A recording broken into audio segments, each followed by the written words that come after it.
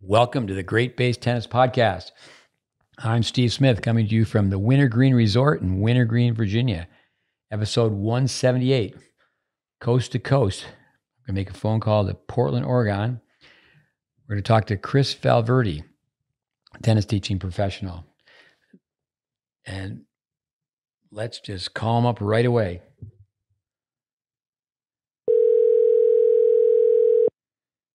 Snowing at the Wintergreen Resort. Hello, Coach Smith.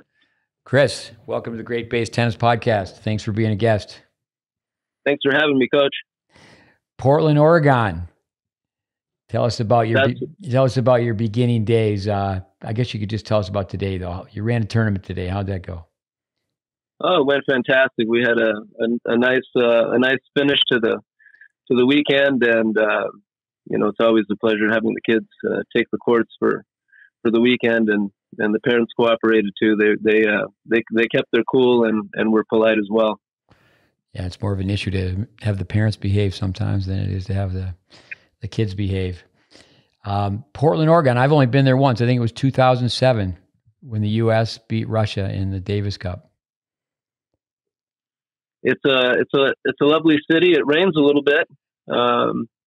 We get a fair bit of snow now and again. We haven't gotten any this season, but it's a wonderful climate, and most of our tennis is indoors, except for the summer where we get to branch out and play a little bit of outdoor tennis. Green, Portland. Lots of trees. Yeah. Tell us about your beginning. How'd you get connected in tennis? Did you start in Portland? I grew up a little bit south of Portland, Oregon. I went to school in a small community called Woodburn, Oregon, small rural farming community, and we had 4 courts at our local high school and 2 courts at Settlemyre Park. A total of 6 courts in town. And being a kid, you're either farming or getting in trouble or playing sports, and I played a lot of sports as a kid and really didn't play any tennis. I actually didn't start playing tennis until I was a freshman in high school. And my mom played a little bit, and I think it was her selfish intention to just get someone else to swat the ball around with. And my freshman year, when baseball season came around, I was going to skip the season and do track. And my mother kind of talked me into doing tennis. And boy, I was hooked right from the get-go. With track, I think of Oregon, obviously, Steve Prefontaine. You think of Bill Bowerman, University of Oregon, Phil Knight, Nike. Was that the big thing when you were a kid in Oregon? Track's really big. I think of most high schools. Football. It's probably the big sport, followed by baseball, and those were the 2 I played quite a bit growing up, along with basketball. I think most kids, you're playing pickup basketball, and you're playing a little bit of baseball wherever you can, and a little bit of pickup football. So anything to beat the boredom. With tennis, so you played through high school. Do you play beyond that?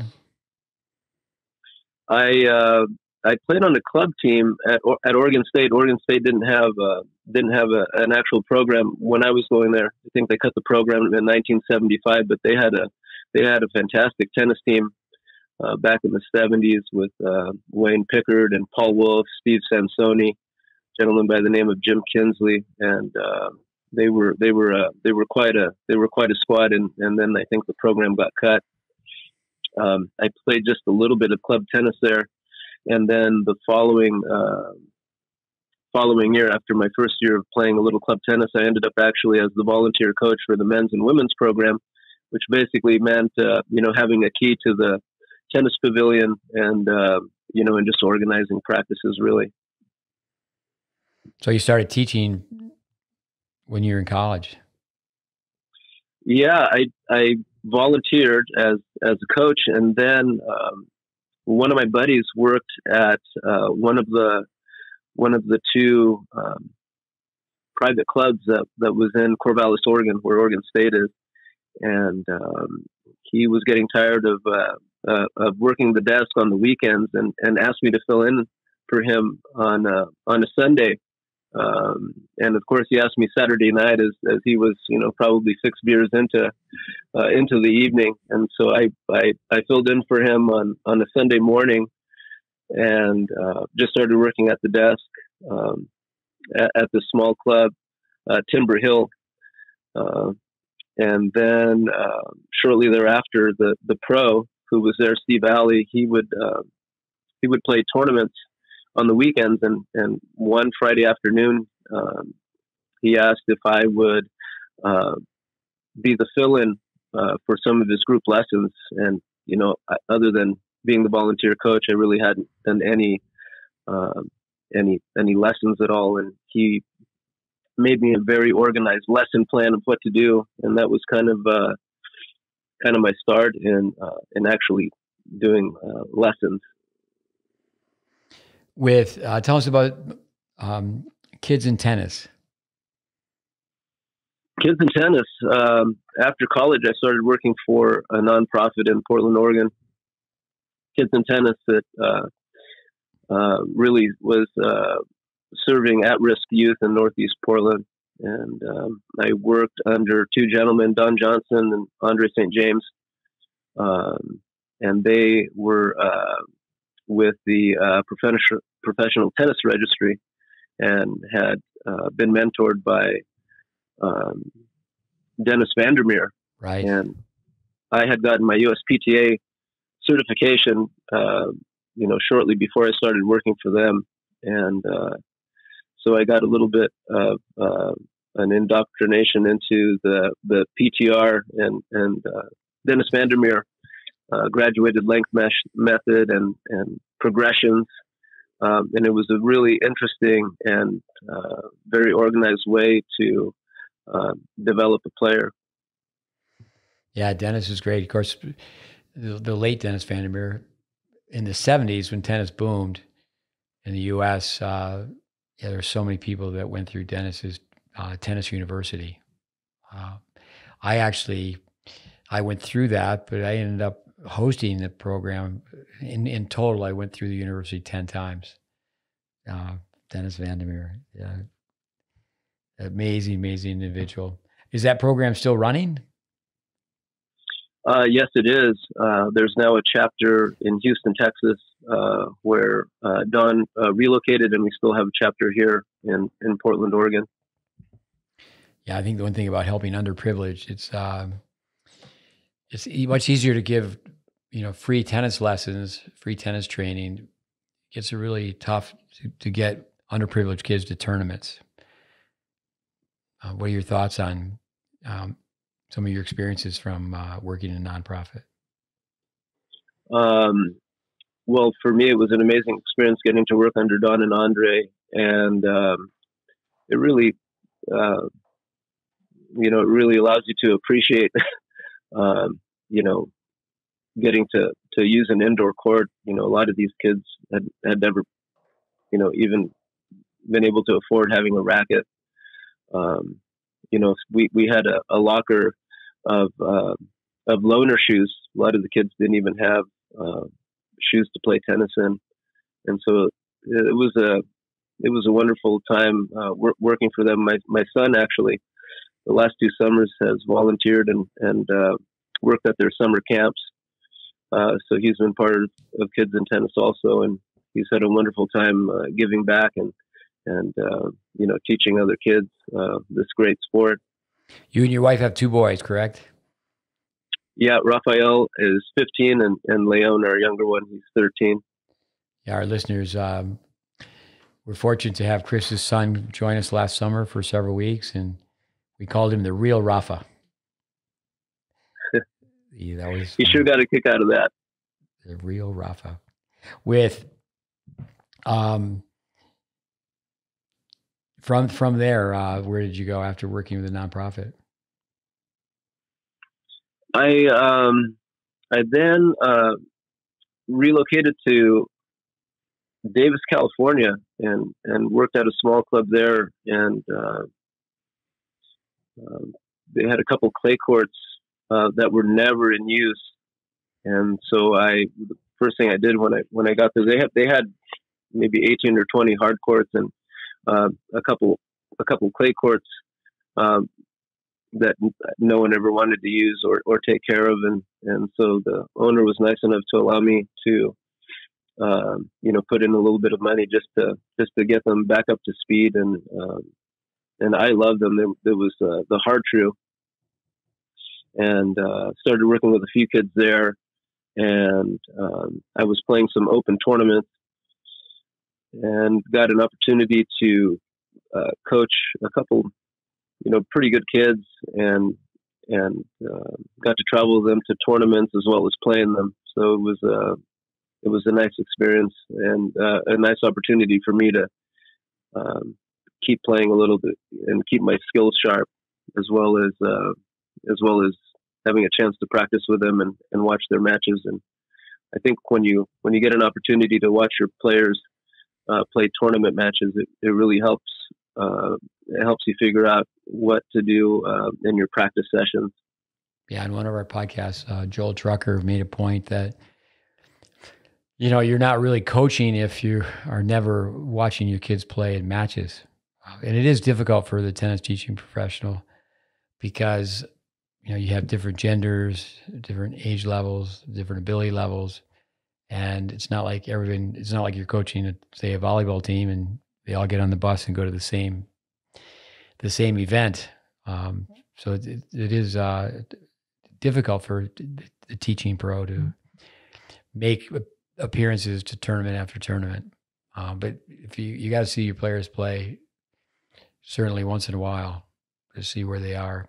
You can create it in practice, but never. It's obviously still not a tournament. Yeah, I think of John Newcomb's quote: "Be leery of taking coaching advice from anyone who hasn't seen you win a match."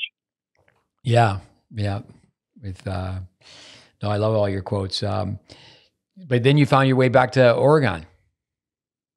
I did. A friend of mine who was the director at the club that I'm currently at had an opening and was nice enough to call me and ask if I had any interest in coming back and working for him. And I thought it was a great opportunity again to find someone to mentor me and someone to learn from. This gentleman was and is an excellent senior player. He's one of the top players right now in the 65s. Mike Tamman. He was in his mid 40s at the time when I started working for him at the Irvington Club where I currently am. Unfortunately, he didn't stay there very long, and he decided to move on and to focus a little bit more on senior tennis. And what was his name again? Mike Tamman. Mike Tamman. Yeah, excellent doubles player. Just phenomenal world-class volleys.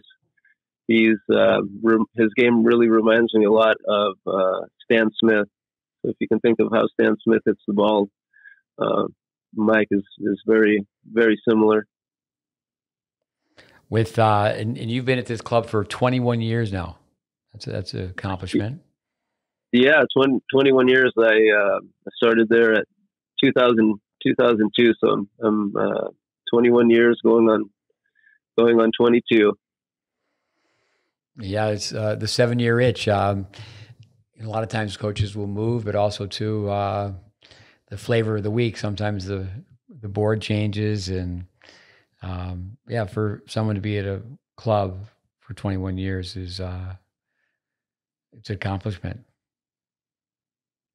We have a wonderful membership and a very active lesson taking membership. They really love their tennis, and I've gotten a chance to become a better teacher, and I've certainly, I think, matured, as well as just continuing to try and become a better instructor, a better organizer. We run a lot of tournaments at our club. We run 6 to 7 events a year, and so you get to do a little bit of everything. You get to organize tournaments. You're doing socials. You're doing, of course, your weekly group and private lessons. So there's never a boring day.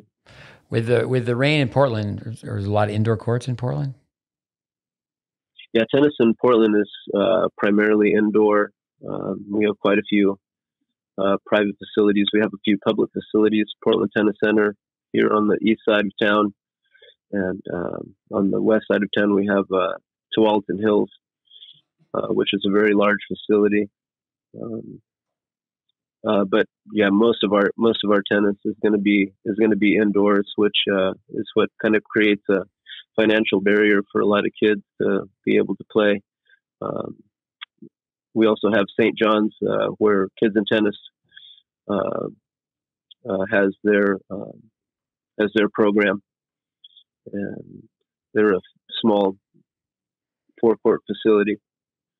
Well, one thing, but tennis, I'm going to say is that indoor tennis, certainly you save on sunscreen, but it can be an occupational hazard, or it is an occupational hazard to be in the sun all the time. That's where, if people have to teach outdoors, I know I've done a lot of outdoor tennis, and the best thing to do is teach early and teach late, and do your classroom or office work during the peak hours when the sun is most intense.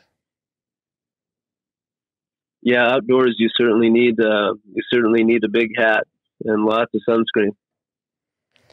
With your facility, how many indoor are there? We're a really small facility.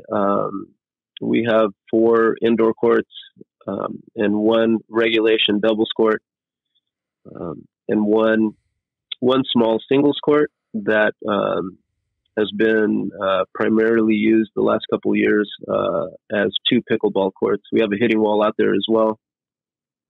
That was my next question. Is pickleball invading Portland? Pickleball is certainly quite popular. We have a couple of small clubs now forming. One of the members at the Irvington Club just opened up a pickleball slash bocce ball slash social club with a wonderful little restaurant and bar called the People's Courts. With pickleball, I'm excited. The next couple of weeks, maybe 2-3 weeks down the road, we're going to interview Rachel Rohrbacher. I was asked to listen to the podcast. The title is Tennis Sucks. So I listened to the first few minutes, and they started talking about Rachel Rohrbacher.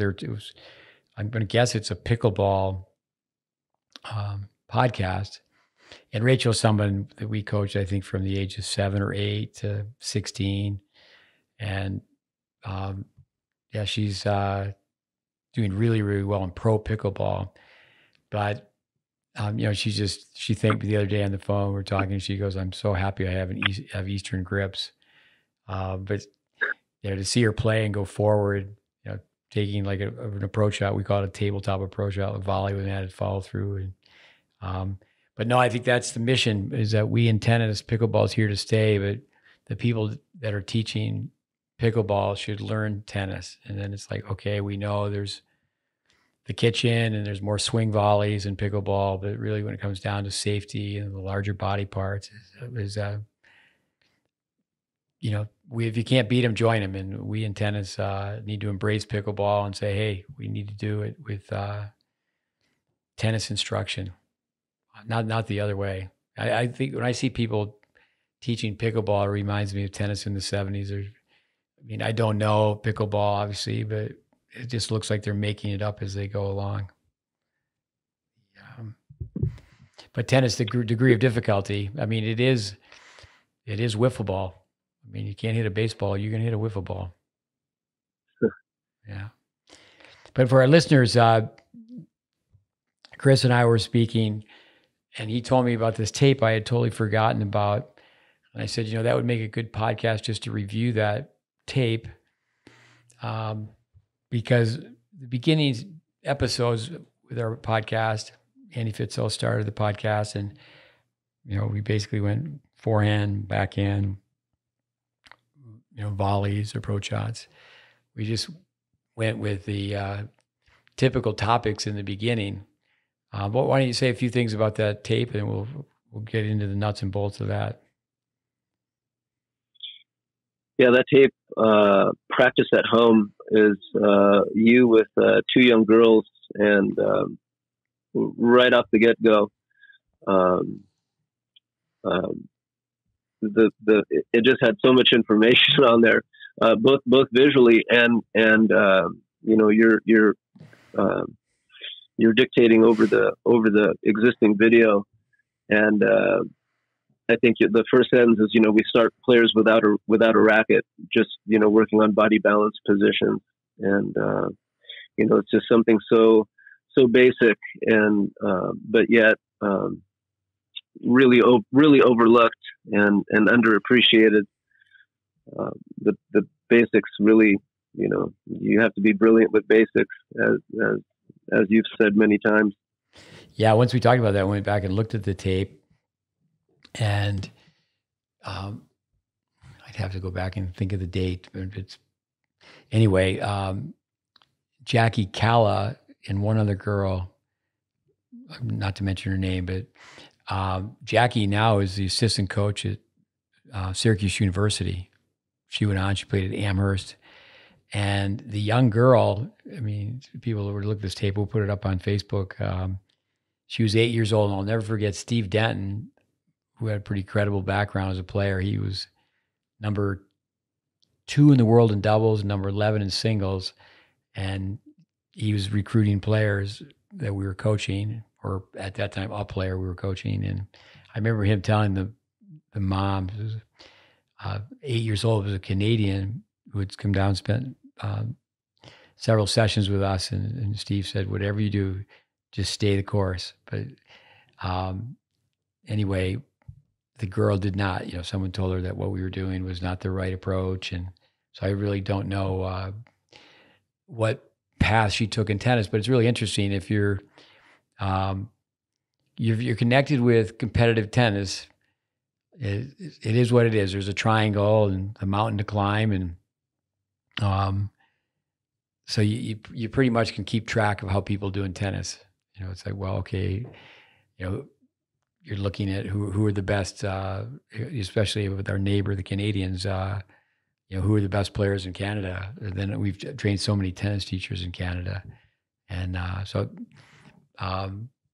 not really sure where her tennis went, but the proof's in the pudding. I mean, all you have to do is look at the tape. And if people know tennis and they know tennis math, the girls hit the ball really well. Yeah, both of them had just fantastic form, and number one reason for good technique is prevention of injury, of course.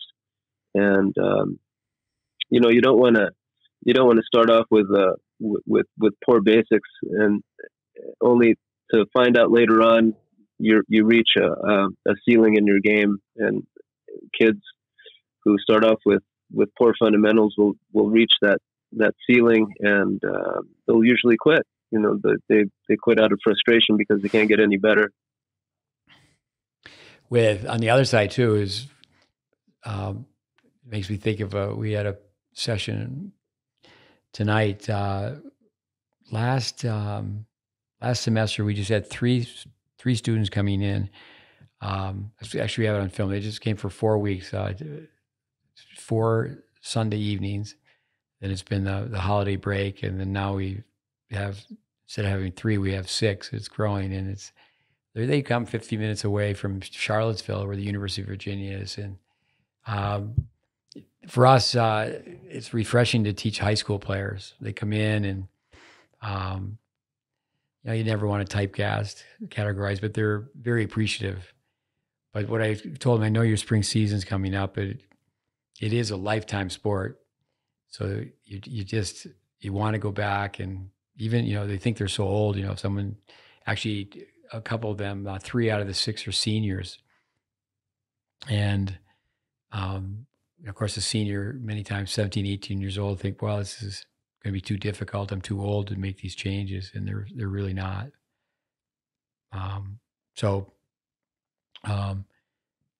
Yeah, there can be a ceiling when it comes down to the kid who has a deadline of trying to play in college, but it's a lifetime sport, so there's you know plenty of time to get on the right track if you're still a teenager. I'm 51 years old. My son came back after visiting you, and I decided that I was going to change my ready position. And I decided that I was going to choke up a little bit like Welby Van Horn has said up on the racket. And it's been a lot of fun making those little changes. It's never too late. You have a lifetime to get better. Well, for our listeners, Welby, it's just amazing to me. Someone sent me a tape. I said, "Oh, you're gonna love this." It's Welby Van Horn being interviewed. He's only asked one question, and he said, "Asked what's the best tip?" And never let your hand be off the racket. And of course, a lot of people like that, especially on the serve, the overhead, where you feel much looser. Then you find out that it's not really the major power source that you think it is in comparison to how you generate power from the ground reaction force.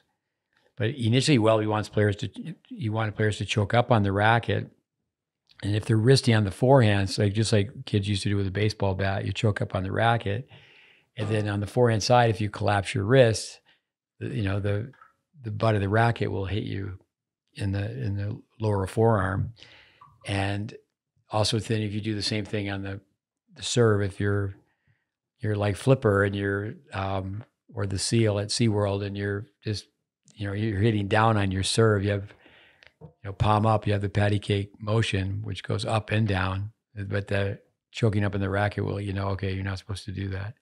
But if you look at the great players, it's amazing how many of them have their hand just flush with the racket, and that's what the butt cap was initially designed for. So I would recommend it to people all the time. I go, you're not going to like this, but just give it 3 weeks, move your hand up on the racket. Your body, just think of the largest body part, the trunk uncoiling. If players were to do that versus, what they get with what many times will lead to other problems if they have wristy strokes. Welby Van Horn, what an amazing teacher and a lifelong learner. I know you had mentioned when he was in the nursing home and watching Roger Federer and him realizing maybe a slight tweak that he could have made on the forehand ground stroke grip. Well, with Welby, I don't know anyone who taught beginners better than Welby, and he's a world-class tennis player. But Welby also, he used the term beginner grip and championship grip. And he didn't have people go to a complete continental, but a composite grip on the forehand side. But when he taught tennis, back even before when he played tennis, 3 of the 4 majors were on grass. And, I just think of, someone like a Rod Laver who won in 62 and 69, both at, he won 3 of the 4. So the Australian was on grass, the U.S. and Wimbledon, it was just the French, it was on clay.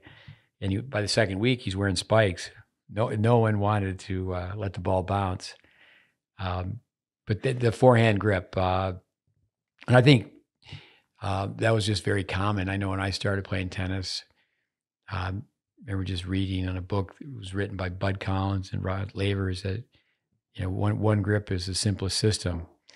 And then when Charlie Hollis taught Laver, and Laver, he didn't have one grip. I mean, he had a composite grip. But then when you dig and you find out that really pros get so far down the road, is that how's it go? They don't say what they do or do what they say. There's so many different examples, like Pete Sampras. What grip do you use? This is the grip I use. Or Brad Gilbert being asked about grips, he goes, I don't do grips. Brad Gilbert is not going to change Coco Gauff's grip on the forehand side, but he's going to help her out tremendously. But yeah, Welby, that tape that you're referring to, the body balance positions, that's not something that you just do once. And it just takes a matter of minutes. We do it with hands on the hips And then we go through it each stroke. And you can just do it in a matter of minutes. There's 70 central strokes. And then you put your hands out in front like you're hanging on a basketball. To a basketball, you go through the body balance positions again. And then the third time you get a racket and we say, okay, check the checkpoints. What are you supposed to do with, say, the unit turn? The ready position is on the forehand side is the volley. And then you turn further and it is the backswing for the ground stroke.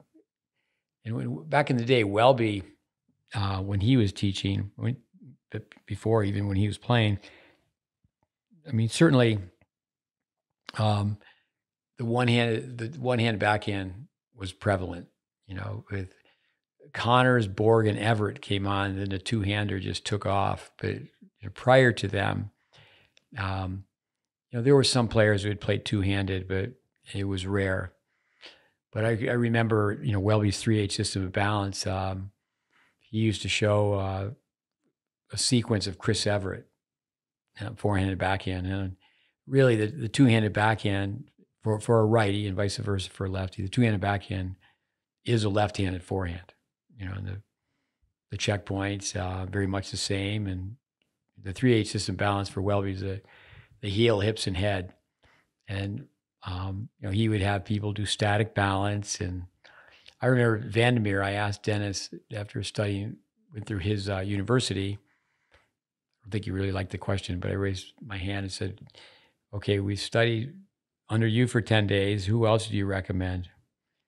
And he said, Welby Van Horn. It's the only person he mentioned. And he said, Welby Van Horn, you would be the worst club or worst resort teacher in the world. As then he went on to say that, you're going to go three lessons without hitting a ball. Dennis's first wife, Linda, was taught by Welby. There's all sorts of connections like that. But it's amazing to me that to this day, but even back in the day, Welby never spoke at the PTR. Of course, that started in 77, but, Welby, he still, was very, very active in 77, but the USPTA started in 27. Never spoke for either organization.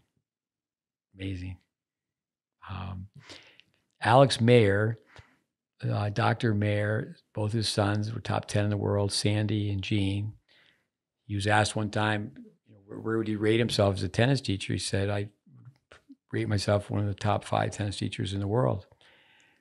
And they said, what about Welby Van Horn? And he said, no, he's not in the top 5. He said, nobody compares to Welby, which was like the ultimate compliment. And Welby was so shrewd. Where Braden came along, not that much longer after Welby, but Vic used film, but Welby did it without film. He just used that analytical, very systematic, very logical. But getting kids to slow down and self-evaluate. One thing, at 4 courts in San Juan, Puerto Rico, he developed more national champions at one point in the state of Florida.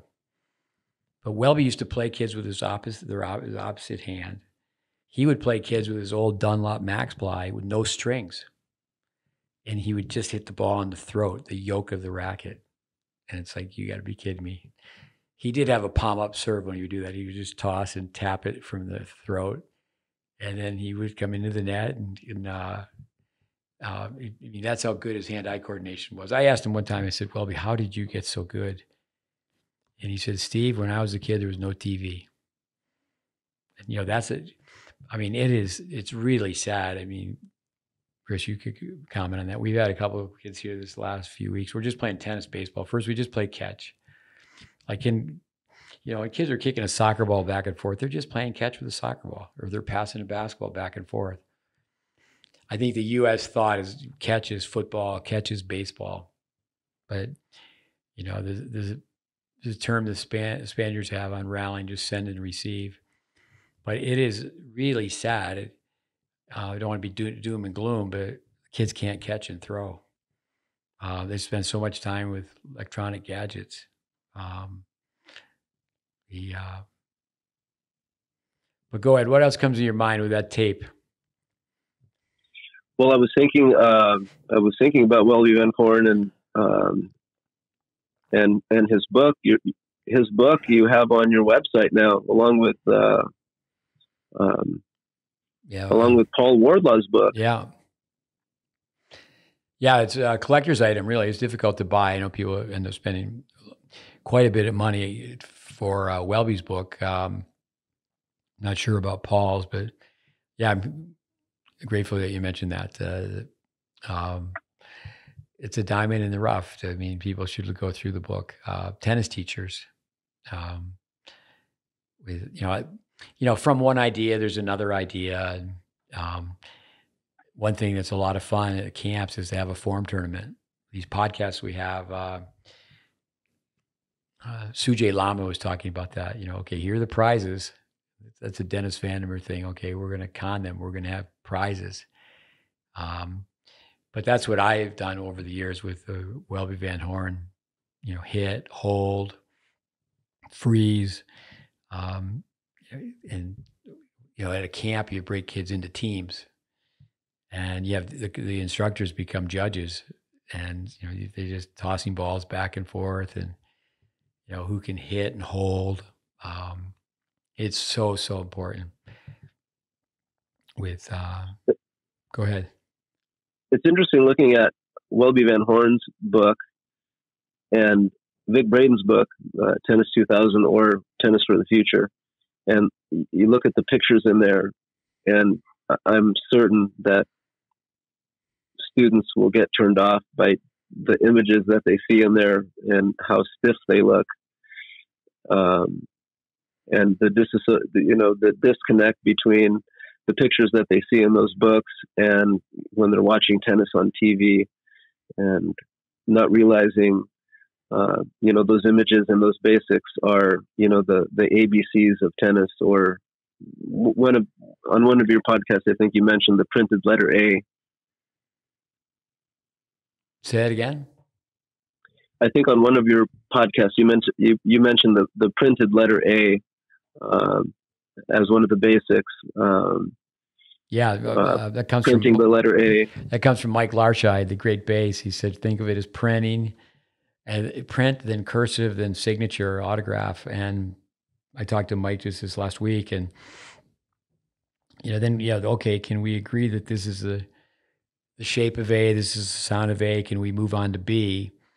And do we just think about young kids singing the alphabet, or okay, we're gonna have multiplication tables and repeat, and someone told me the other day, a Chinese mom who's living in Canada said, in China we say that quantity turns into quality. That's so true, but you want to make sure when it comes down to ball striking that you're doing really, really well with a fundamental range of correctness, from the get-go.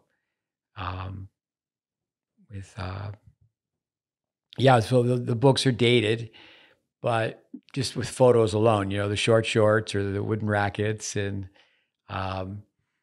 but you look at someone like Alcaraz today, or we've talked about Federer forever and how he was taught through static balance, and what his mother has said about that, where going slow, standing in one place, long follow throughs. But I do think the 3 E's of a lesson: education, enjoyment, exercise, is you have to camouflage education. I'm a little bit spoiled that way because for years and years now, I've been teaching where my former students send me students, and we say, okay, they're a captive audience. They're here, they got it on an airplane. And but I do think on the local scene, where people, well, I don't really like what the coach is telling me. I'll go 10 miles down the road and find another coach. When parents are unhappy with a junior coach, and I realize there's many cases where they should be, but they don't go on a national search. It's not like, okay, we're sending out resumes, we're looking high and looking low for who's going to be our child's next coach or our children's coach. I do think in tennis, I know we've talked many times, is that if people were to stop and think how other sports are taught, I'm always saying that tennis players should have a golfer's mentality. What do you comment on other sports? Well, baseball comes to mind. Your first season of baseball, it's t-ball. You're you're hitting off of a tee for an entire season. No one cares about the score. Your entire team takes a turn batting, and then the other team takes an entire turn batting, and you do that for an entire season. And then the following season is coach pitch. Your coach is on the mound, basically hand feeding you balls. And the following season after that, it's coach pitch and half a player from the other team pitching. And it isn't until your fourth or fifth season of playing baseball that you're actually playing a legitimate baseball game. Yeah, with 15 years in Tampa, Hillsborough Community College, 28 court facility. I was very fortunate that one of my students, Earl Olson, he worked there forever. He was the manager of, I don't know how many tennis courts, the city of Tampa, 50 to 70 courts, but they had one large facility with 28, and it was right next to where the Yankees play spring baseball. And I bring it up all the time. Pro baseball starts April 1st. They'd always be there. The superstars would even be there in March, like a Derek Jeter. But from even in February, the rookies, the incoming players trying to move up from the minors, and they would have what they would call a swing coach. And it was amazing to see Derek Jeter, ball sitting on a tee, and he's with the coach, and they're just basically taking shadow swings over and over and over again. And then when the game starts, they get in an on-deck circle. And that's where I say that, to tennis families, not just the juniors, but the parents, do you get coaching? You've got to get coaching. You have to understand. The basketball players stand in one place at the foul line.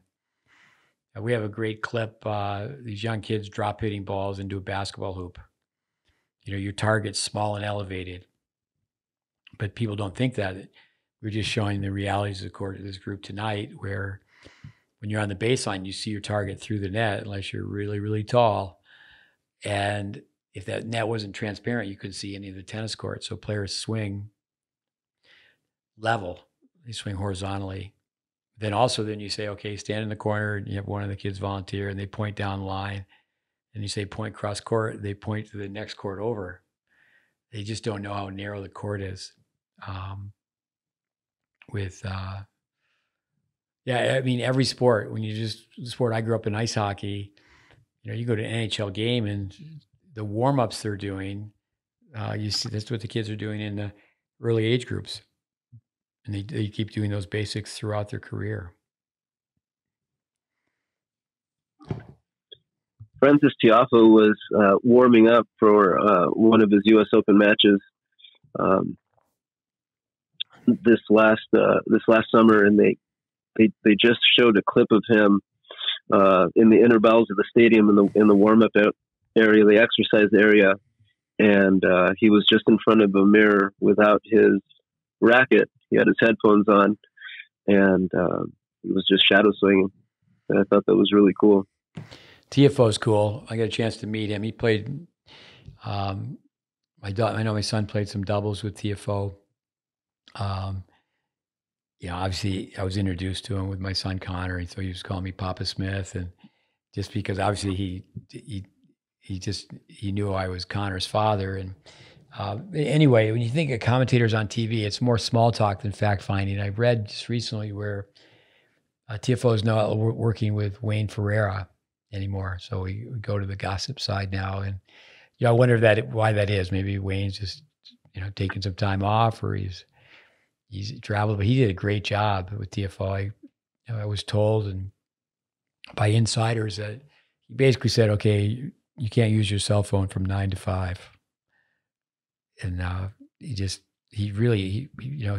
with TFO for as far as that, the pro coach relationship, it was, I think, 3 years. That's a long time.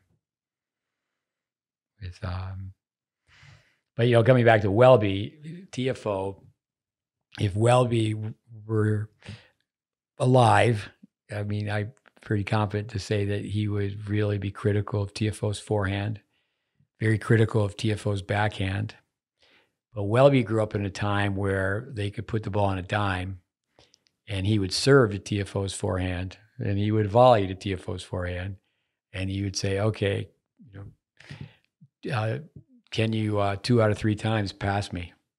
And it's really sad that that's gone away. I mean, certainly the rackets are a factor. The two-handed backhand. Joel Trucker emphasized that in our recent podcast.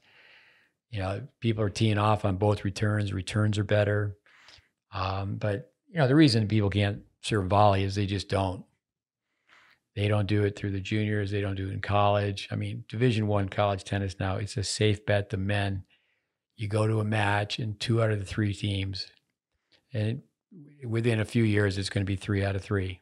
3 out of 3 teams, Division I men's tennis, will be staying back.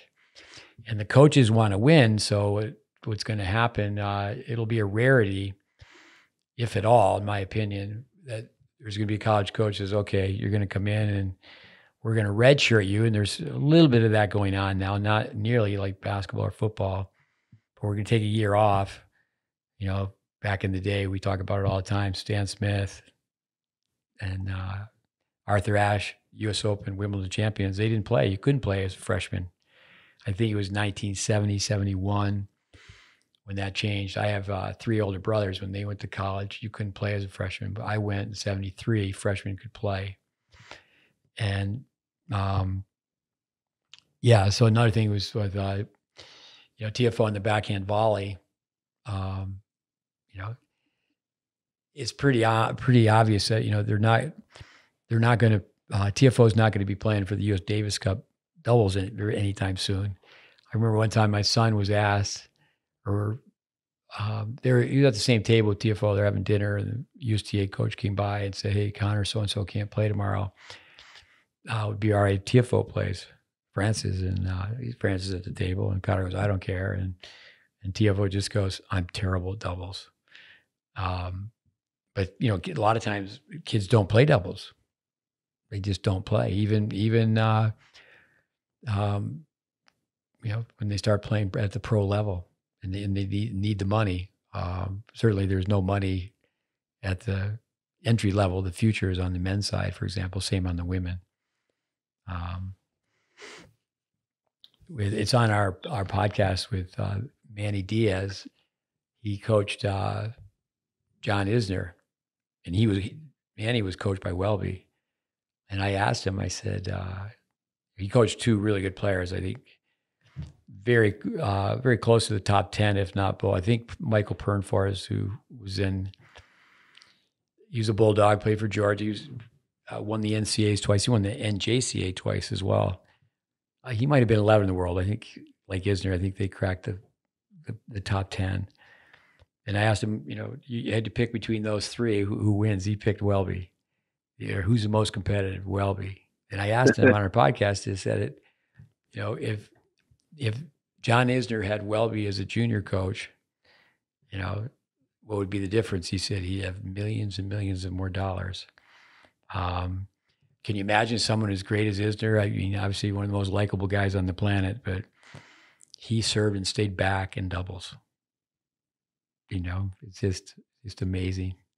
I remember Alex Damachan. I coached him at a Vic Braden camp when he was 8 years old. His father was huge, but his grandfather was even taller. So you just knew this kid was going to be a giant. And I was at the NCAAs. I was sitting next to Dick Gould. And I said, Virginia's going to come out. There's a guy playing number 3 doubles, and he's going to serve and stay back. And I forgot I told him. And I get a thump on the side and go, "You're right. He's staying back." And people do what people do. And, we think a mission should be teaching pros should have to go forward. I should say tennis teaching pros should have kids play 1 bounce doubles where they have to go forward. If kids could just do that 15, 20 minutes a day I think of an Austin Krajicek who's 1 in the world right now. Raven Klaassen, I asked him on our podcast, one of our students who like Austin's done well in pro tennis, and Raven got the Wimbledon final. And I said, did you ever stay back in doubles? And the answer is no. We used to do it where if you stayed back, you were out. Okay, you got to go to the technical courts. And kids don't want to go work on technique. They want to play. It's like taking a basketball kid, you say, sorry, you're out of the scrimmage. You got to go over there and work on your dribbling. Take them out of the game. Rachel Rohrbacher was laughing with her the other day on the phone. She's playing pickleball, and she just goes forward. But that was something that was de-emphasized when she went to college. This is kind of a regular review session. Welby Van Horn, Chad Burial for 5 years worked with us, and he led a junior college girls team.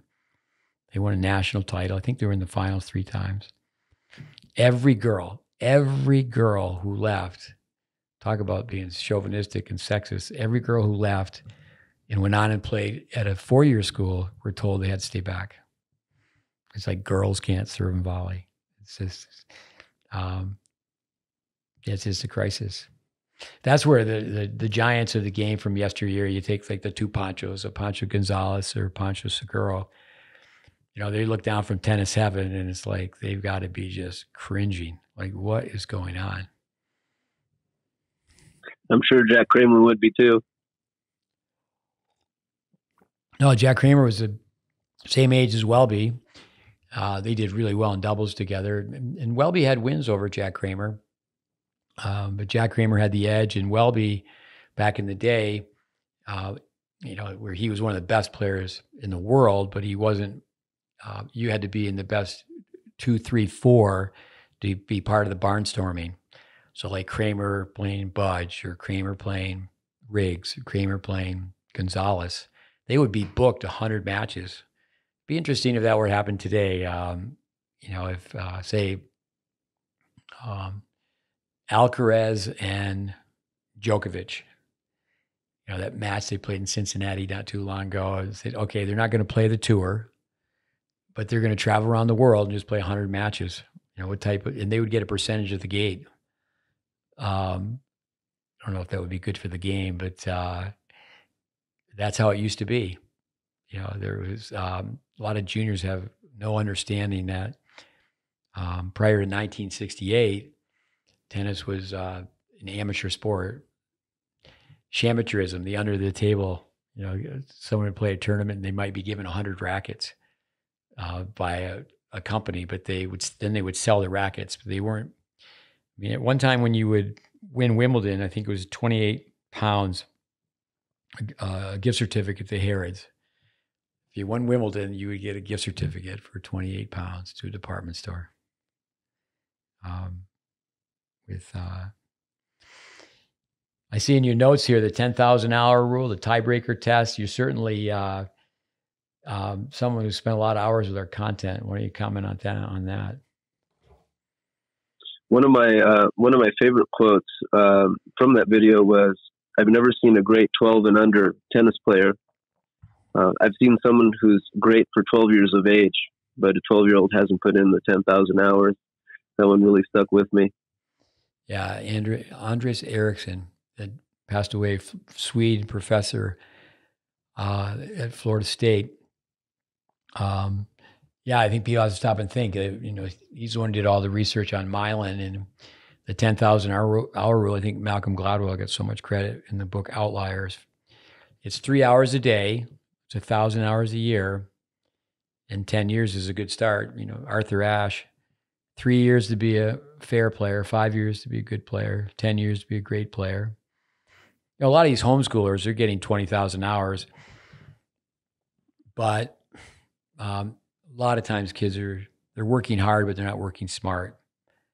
And if you make a list like Roger Federer did when he was a kid, and made a list of all these shots you have to hit, the basic shots, the specialty shots, emergency shots. A player who I like to watch is Rajiv Ram. And when he was 18 years old, he hadn't signed for a college. And I can remember incognito, I would write a report, and Craig Tiley would send it to Rajiv Ram and his father, because he wasn't at the Orange Bowl or he wasn't at the Eddie Herr. But I mean, there was just a flock of coaches watching this kid play. He ended up going to Illinois, but I can remember him in juniors on a hard court. Someone, with an extreme grip, hits a high, heavy cross court shot, and they're coming in behind it, and he comes in and hits a passing shot as a volley. He just plays an approach volley and passes. I mean, forward, always forward. I didn't coach him for 1 second, but I remember watching him in the 14s. I was with a kid named Blake Wilmarth, who was one in his age group in the Midwest, being from Michigan, and Rajiv Ram is from Indiana. But he was obviously, he won the tournament. Rajiv Ram won the 14 clays, but so he wasn't ranked one because he hadn't played the Midwest tournaments. He was already up and on his way. But you make a list of all the different shots you have to hit, but they all start from the core. They all start from the ready position. Every shot, except for the serve, starts with a ready position. So that fitness to organize your feet, that spirit to organize your feet, organize your hands. But yeah, Joel Trucker said that. Yeah, the ball doesn't know what age you are. And Jose Gigueras, about 12 and unders, I think he had a great line too, is somebody's got to win. If you have 64 12-year-olds, who wins one 12-year-old? You don't want to take anything away from someone who worked so hard to win a national title, but it's a long, long ways from pro tennis. And kids are doing really well in the early age groups. And, but basically, if you want to do well in the 12s, we always tell people, okay, use a Western grip, hit a two-handed backhand. You can toss over your head, spin the serve in, stay back, and cheat like crazy. A lot of the kids are human scoreboards, and they're annoying. The tennis etiquette. We know sometimes you have to announce a score in the early age groups because they're just losing track of the score. In the end, and they will indeed cheat. But tennis etiquette is the server who's supposed to announce the score, not the returner. Little kid tennis, the returner many times will go, second serve. They miss their first serve and they go second serve, and they're just hoping for the double fault. Yeah. But yeah, I see so many kids. That don't even have the basic ready position that allows you to have the interrelationship of strokes and spins, like Dennis Vandermeer would talk about. And it makes a lot of sense to have an efficient ready position that allows you to then adjust from one side to another, as opposed to holding the racket down like a frying pan. Maybe in the ilk of a player who I really admire, Daniil Medvedev, but holding that ready position like that forces you to have to compromise your return position. And you can even see in that match with Djokovic was able to exploit Medvedev's return position and was serving volleying, surprisingly. I think he was 19 for 19.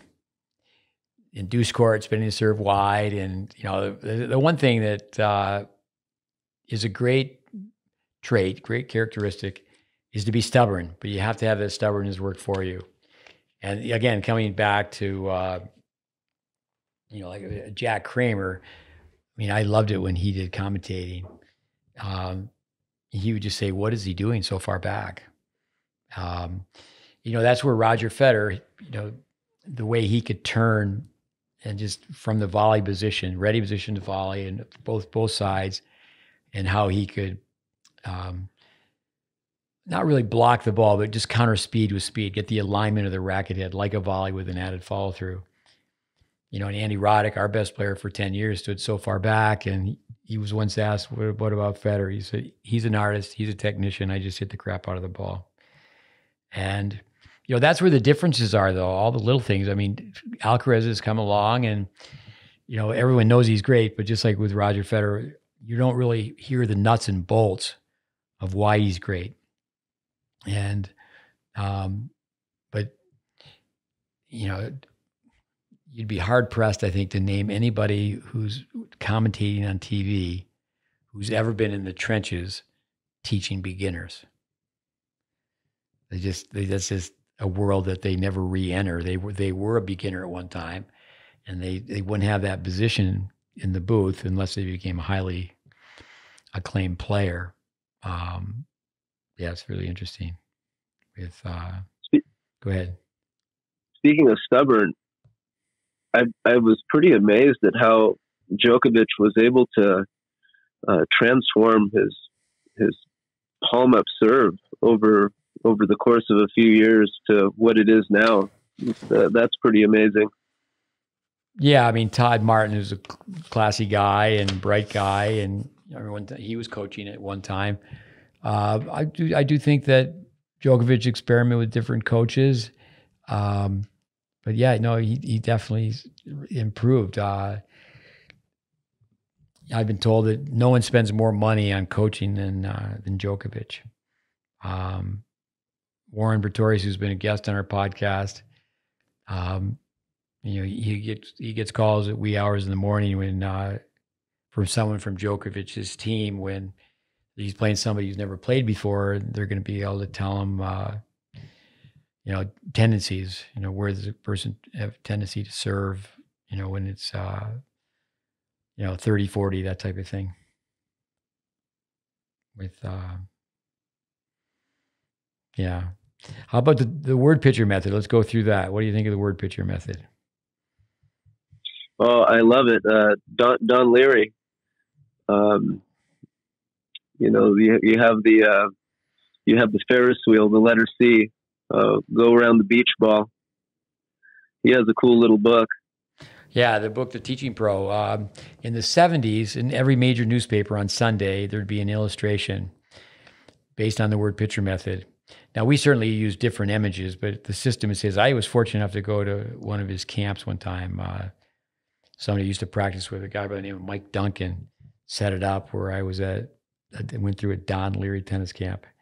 And, the volley was a loaf of bread and the forehand was a candy cane, and, over the bridge and up the hill to grandmother's house we go. And the serve is more elaborate, more complex. We have as many letters as in the alphabet. Say we have, it's pretty easy for us to put 26 images together for the serve. And for us to have somebody who's following our program to the nth degree, what they need to do on the serve is they hang a string from the ceiling. A little piece of tape comes down to their highest point of reach with their arm and racket. They put up mirrors. They have a tripod. They have a camera. They have a practice log. And they have to go through the routine. They were to just do that twice a day. Brush your teeth in the morning, brush your teeth in the evening. And, that's following it to the nth degree. And, skateboard and, you turn, the front foot's a mashed potato. And, we have the Elvis Presley, we got the alligator arms and T-Rex, and take the ball like a baseball pitcher out of the glove. And, so that's an image that we don't use very much anymore. I have stopped, I think, almost completely. We have baseball gloves on the side of the court. We've got footballs. And years ago, you used to be able to relate to other sports, say, well, the half volley is like a short hop for the shortstop. And, today I would say in this country, kids are playing one sport. They're not multiple sport athletes at a really young age. My son's been helping my younger son out, and my wife's started to play a little bit of tennis. And boy, I think my son's probably a little bit better of a teacher than I am, but he is so good sharing the word picture methods on the serve, the cobra or the duck, the third base position, and talking on the telephone, high-fiving the giant, checking the wristwatch, bringing the racket back to the pocket. and also demonstrating the swings. I think that's actually made his shots a little bit better. I think he has a little bit better awareness of what he's doing when he's teaching them and also demonstrating to them. And he's always using some sort of word picture or some sort of analogy to kind of help them connect what they're feeling or what they're doing with an image in their mind. Rafa 15, that's a compliment itself. I when you said 15, I think of Rafa being much older than that. He did a great job here this summer. I know my son, he played with a really good athlete, became an All-American playing at Florida State, and he later transferred to Ohio State. But his partner, who, I mean, he either won 1 or 2 titles at Kalamazoo playing doubles. And, you know, to be an All-American is not easy, but my son would just say to him, Cobra, Cobra, Cobra, because he had a palm-up serve and a palm-up overhead. And, you know, that's where you said earlier, ceiling is that, you know, just a guy that we spent some time with when he was a kid, John Lafayette, South African. And yeah, he did well. He got the semis and some of the majors playing doubles. He used to say in pro tennis, if there's a weakness, they will find it. I don't think that's the case as much as it used to be, because people don't really have the options. They don't have the patterns. You know, you just, it's just so much of a slugfest from the baseline. You don't see people even mixing it up. I mean, I do think that the returns are so good today with the two-handed backhand, the rackets. Roger Federer said, yeah, people fear the low volley. But just to mix it up, you know, we had Mackenzie McDonald was for 3 weeks, and I must have asked him 100 questions. And about the return, I remember him saying, I return to the middle high if they're staying back, and I return to the middle low if they're coming in. You know, basically on the return, you just have to neutralize. And, you know, with Roger Federer saying at Wimbledon one year, after he started using stats in 2017, it's frightening how low the level of play is at Wimbledon. He said, I know that less than 2% of the time my opponents will come in behind their serve. And Roger himself, you know, when they changed the grass 2001, you know, he should have come in more. You know, and I one time was criticized, you know, for saying, you know, something negative about Sir Roger. In fact, I wrote an article one time, it was published. Dear Sir Roger Federer, sir, that they can come back to the numbers. Playing Rafa at the French, I think it was he came in 17% of the points and won 73%. You know, other people will kind of shoot you down and say, well, you can't go with stats and such. You know, stats don't tell the whole story. But Bill Walsh, the late Bill Walsh, the football coach, who arguably has the best coaching tree ever in all sports, he used to say, yeah, you never know where you're going to get a good idea. That's why I listen to talk radio on the way into work. But for the listeners, Roger, he didn't start using tennis analytics till 2017. And then he said, my father was right. He used to say I was always chicken. I didn't hit my backhand. You just think about Roger running around his backhand and hitting into the lefty forehand of Nadal. And then a few years later, Djokovic comes in and his backhand is just money. But Roger, you know, that underspin backhand he has, you know, and the athletic ability he has. Yeah, you know, I know they changed the grass at Wimbledon. And if they didn't change the grass at Wimbledon, I mean, he certainly would have had more majors. I think tennis would be different today. I think if they left the grass the same. What a contrast that was, Chris, where when the players went from playing the French and then playing Wimbledon. But now they pretty much use the same style on all surfaces. It's like years ago, the run-up at Wimbledon, you know, young kids could go and look at YouTube clips and the grass would be worn out where they would come in and split step. Now it's not worn out there because players don't come in. Yeah, there's still a place for serve and volley. And Warren Pretorius and Craig O'Shaughnessy, those gentlemen who keep stats. The stats are the stats, and that's the reality of our sport. Is and you've shared this with the listeners, is getting to the net is a winning strategy. Yeah.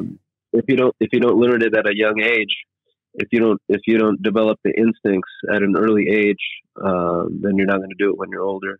And a lot of the times, it's players and parents will put winning ahead of development, and that's where you end up reaching a ceiling, or not having refined skills and limited options as you get better and as you keep going up the rungs. I haven't had a chance. Have you had a chance to watch the United Cup, where it's two singles and a mixed? I believe that's the format. I was watching Rajiv Ram play with Jessica Pegula. In all fairness, I didn't see enough of the match, but I know with Austin Krajicek and Jessica Pegula, they've played mixed, and I think it was this year they got to the U.S. Open finals, perhaps. Maybe it was the semis, but it's almost like it's an afterthought. They don't get together and practice. I remember telling my son when he was on the tour, he played for 3 years. I said, why don't you just, at the end, just ask the guy, let's just play 15 minutes of ghost doubles, diagonal doubles, cross-court doubles, deuce court to deuce court, mandatory to serve and volley. And at the lower levels, at the futures for sure, you'll hear one on the guys, the gals are a little bit better perhaps because they're more coachable. But the guys at the futures level, are you good? Yeah, I'm good. That's how it ends up. You good? Yeah, I'm good. And they don't, I've worked with enough people to know that the work ethic changes drastically at the ATP level, from the juniors to challenger to ATP. And people don't work on it. During the pandemic, you would have thought that would have been a great time for people to work on their games. I did hear Kyrgios interviewed on a podcast, and the person said, well, you have such a great serve during the pandemic, during all this downtime, are you working on your volley? And, Kyrgios, it's fun. He's been on the Tennis Channel, I like listening to Kyrgios, but it's a pretty safe bet. He's not going to work on his volley. One time, I believe he was the runner-up where he lost to Zverev, and Zverev was congratulating him, or maybe Zverev was a runner-up. He said, I'd like to thank your team. I don't know what they do, but they just started laughing because he has had some guys on his team. They're just hang-around guys. There was one guy, I know my son played quite a bit of doubles with one of Kyrgios's hang-around guys. You don't know, unless you're on the inside, but with, what's really going on. But, say with Nick, even Nisevic, I used to love that guy. What a great interview he is. And he himself used to call him, he goes, I'm not serving volley, I'm serving no volley. He goes, I go in, but I really can't volley. And he certainly could, but he certainly, at that time, he would have been comparing himself to Sampras. So he couldn't volley if he was comparing himself to Sampras. But that's there were a couple good volleyers in that era. Yeah, that's where the players, like a Rafter or an Edberg. He's, but Alcaraz is somebody who can play coming in. But even like Rafa, Rafa is so good at the net, but it's what he's coming in behind. He hits the ball so high and heavy, and he gets the ball above a player's shoulder, gets a short ball, plays a big ball, and he really closes in. And, juniors will see that, and, they know that, especially if you show them film, that, like Rafa on his backhand volley has so much downward play because of the grip. Grip determines the angle of racket face. The angle of racket face determines the angle of racket path. And it's not to say that Rafa's wrong, or it's not to say by any means we're saying, oh, Rafa should change his backhand volley. The horse has been out of the barn a long time. But I think if anybody can give you the science and the logic early on, and And I think people should change their game. If they're not in a position where they're ready to sign a scholarship that's worth literally thousands and thousands of dollars, that they should make changes in their game. There is an art on how you present the change as well. But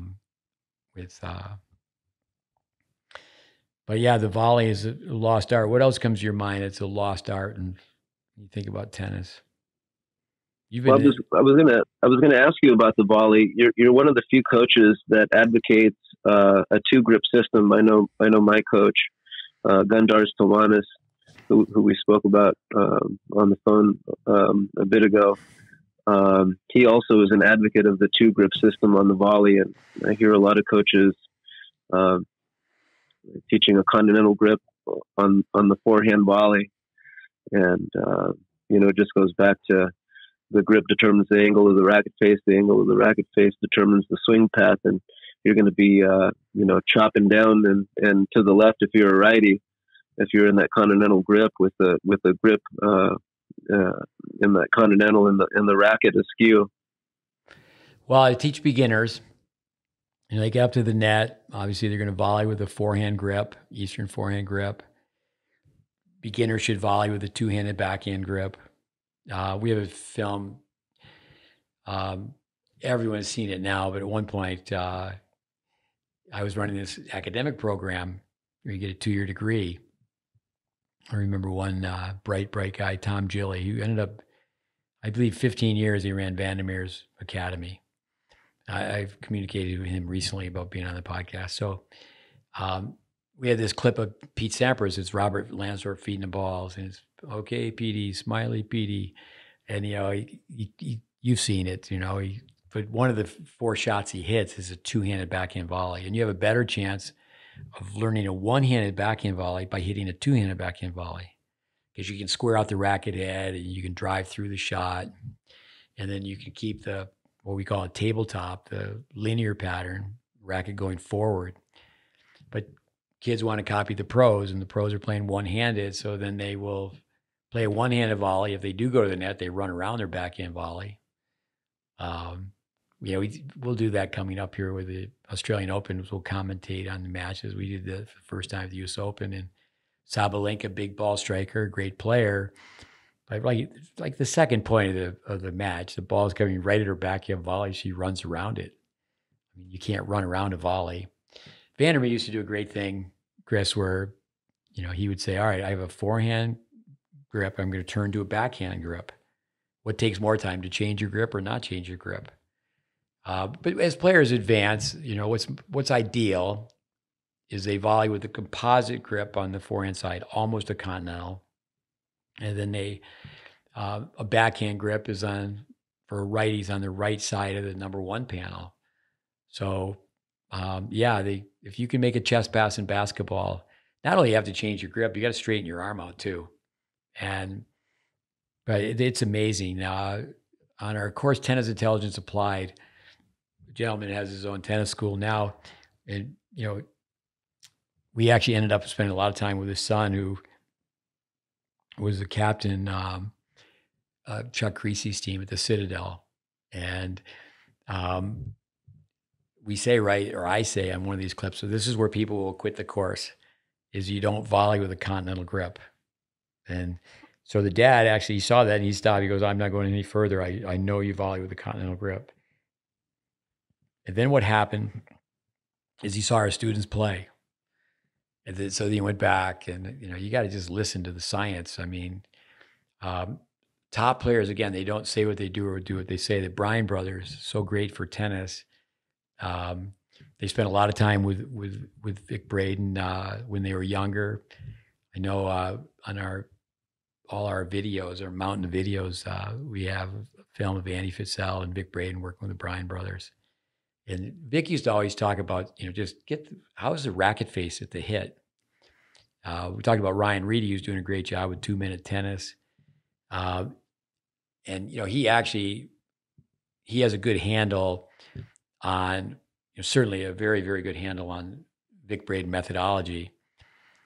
But at the same time, he was trained by Jim Klein, who went to our tennis tech program. So Ryan, if people listen, if they really were to know where the information comes from, Ryan's tennis is influenced by more than just Vic Braden. But Vic because Ryan, I think it was great. Ryan's a very upbeat, positive guy. And, he had a clip on, the negative aspects of the continental grip. And, Vic, he would just say, well, how is the racket face at the hit? And, you can get the racket face vertical at the hit with a continental grip. You just have to raise that elbow and contort the wrist slightly. It's not ideal, but, the people who are volleying well with a continental grip, like John McEnroe years ago, he definitely, was a superb volleyer, but how he got the racket face at the hit. The moment of truth is when the strings hit the racket. Pancho Gonzalez used the continental grip. He had a hammer grip as well. All his fingers were bunched together, and he ended up being a finesse player. Andrew Rube, the coach at Harvard, that reminds me, he told me he wanted to do a podcast just on volleys. When people warm up, that's not really a volley. You're just warming up. You're just standing still. You need to be moving through your volleys. And, when kids were doing 2-on-1s, there's a lot of positives back in the day. Harry Hopman, he had such an influence over so many people. The Aussies would do 2-on-1. And there's different versions of 2-on-1. But the one that's used the most is 2 volleyers at the net. And they're just standing in one place. And that actually itself promotes using a continental grip when you just stand in one place. The kids hitting against a backboard. Backboards are built straight up and down. And there was back in the 70s, it was called the Stan Smith ball back, where it was tilted at a 15-degree slope. So if the backboard is tilted at 15 degrees, then you can get the racket face vertical and drive volleys. But yeah, it's a lost art, a conventional approach volley. We look at people play points all the time, and I just call it a wounded duck. I mean, that ball is just floating up there. You could go up and catch it with your teeth. It's just, like a dog does. They jump up and catch the ball. But no, as a younger player, you go to the net to lose at a faster rate. Coming back to 12-year-olds, we always say the person who hits the most overheads in the 12 and unders will most likely become the best player.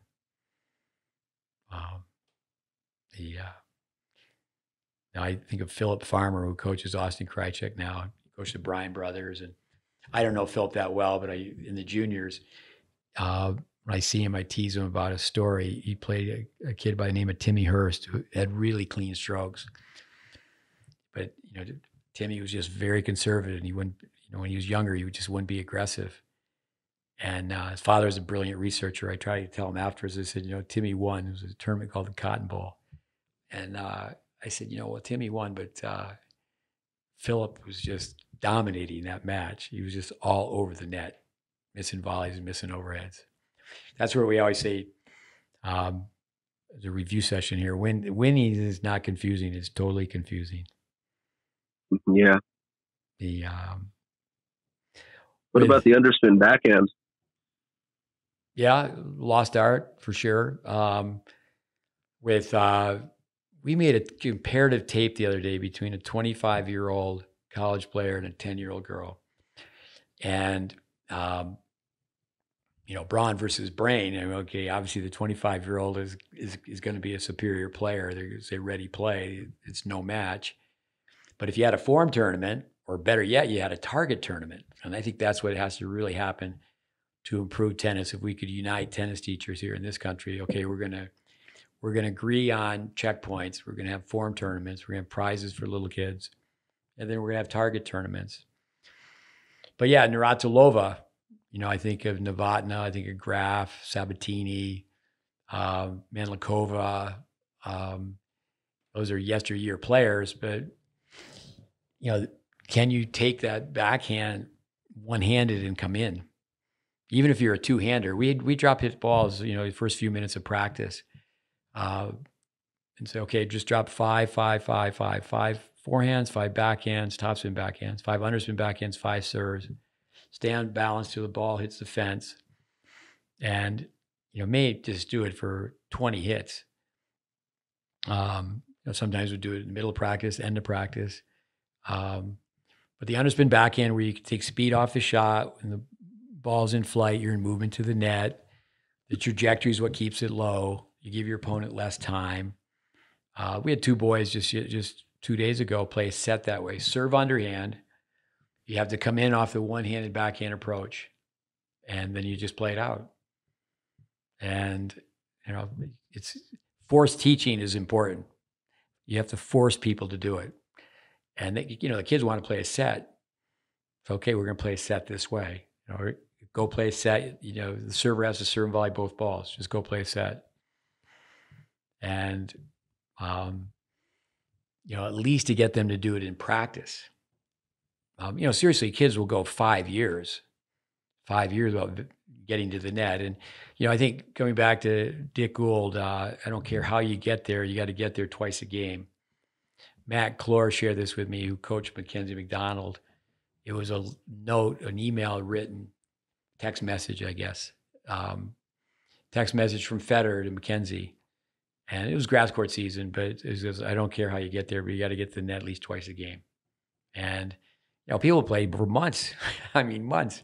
I know I've coached kids, and I go, you really have played 5 years of tennis where you haven't served and volleyed one time. And on top of that, on the other side, it's really interesting, Chris, where kids have palm up serves and they don't change through technical teaching. How they change is they arch their back and toss over their head.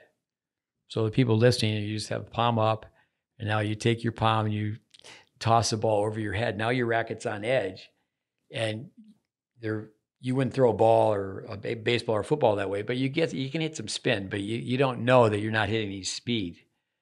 That's where a lot of tennis players, they don't really know their level till they get to be 17 or 18, and they're playing against really good servers, or they're playing against somebody who just, they'll just tee off on their serve. You can play at a certain level, then all of a sudden you get to the next level and you realize, your serve just doesn't hold up at that level. But yeah, even it's amazing how many junior. Go ahead. It's amazing how many good junior players have lousy serves. Yeah, no, I tell people all the time, I wasn't there this year, but at the Orange Bowl, I'm a few years older than McEnroe. I was at the Orange Bowl when McEnroe won. I mean, I was a neophyte, just starting in tennis. I remember thinking his ground strokes weren't big enough, and then 6 months later, he was in the semifinals of Wimbledon. But yeah, you can walk around the Orange Bowl, Eddie Herr, some of these big tournaments, kids from all over the world. And a lot of the boys, especially, they're not thinking about going to college at all. They're going to just try to play the circuit.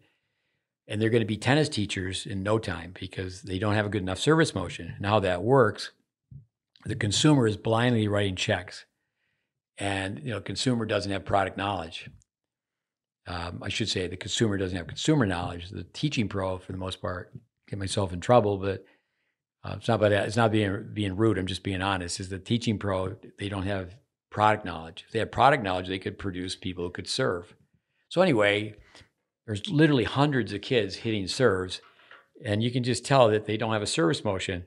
So what's going to happen is they're going to become a glorified sparring partner because they're going to go back to the area they live in. They hit the ball really well, and then mom and dad are going to think, well, this is a great shortcut. We'll start paying this kid to hit balls with our son or our daughter. And that's actually how most people get into tennis teaching. They get into tennis teaching because they're a sparring partner. They don't have a plan. They don't plan on being a tennis teacher. It's like, well, I really wanted to be a player. That's not working out, so I don't want to bag groceries at the local grocery store. And they charge way too much money. And that's the cycle. It's a glorified sparring partner. I'm sure you've seen the clip we have where in boxing, the sparring partner wears a helmet and a mouth guard and they don't say anything. But in tennis, the sparring partner, they get paid and they're just compelled to say something because they're charging too much money to just hit balls. And it's, that's just part of the industry. I think there's there's a value in admitting that you don't know. And as tennis teachers, you can panic if you don't know something because you're afraid of losing your lesson to the tennis pro down the road. But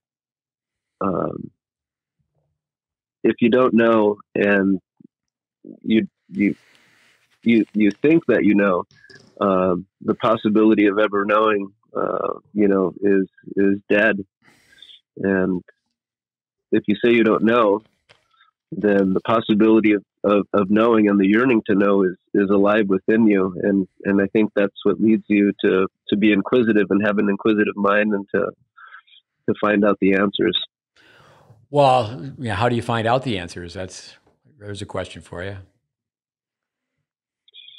That is a good question. I think part of it is going back to the physical laws and dimensions of the court, like Big Braden says. And if you just kind of follow that line of reasoning, I think the answers start to become apparent. It's the reason why you don't use a continental grip on the forehand volley. There's a reason why, if you know the court's less than 20 degrees wide, you'll know what your swing's going to need to be like. If you know how topspin is created, it's a downward motion created by the upward motion of the body and the racket. Then those things kind of start to make sense. Yeah, I think reading Braden's book, his first book, Tennis for the Future, which you mentioned now is Tennis 2000. It's right in the beginning of the book. Is basically Jack Kramer would say, if I lost to somebody with a continental grip, I'm going to go back to the hotel and break the furniture. Not that he actually did that, but he said, because I knew under pressure that Gonzalez was going to volley cross court, therefore I could build a tennis club. Can you imagine that? I could build a tennis club, the Jack Kramer Tennis Club in LA, and I could buy a golf course because he knew under pressure where Gonzalez was going to go. And they got a percentage of the gate back when they were, playing head-to-head matches, 100, basically like 100 nights in a row. I mean, going from Dayton to Toledo or wherever. And they took the tennis court with them, and they would put it on, ice hockey surface. They put it in a gymnasium. Just, and you actually can see some of that. You dig deep on YouTube, but yeah, Gonzalez's service motion. It's people look, if they were just to look at how he served. I mean, that's where fundamentals stand the test of time.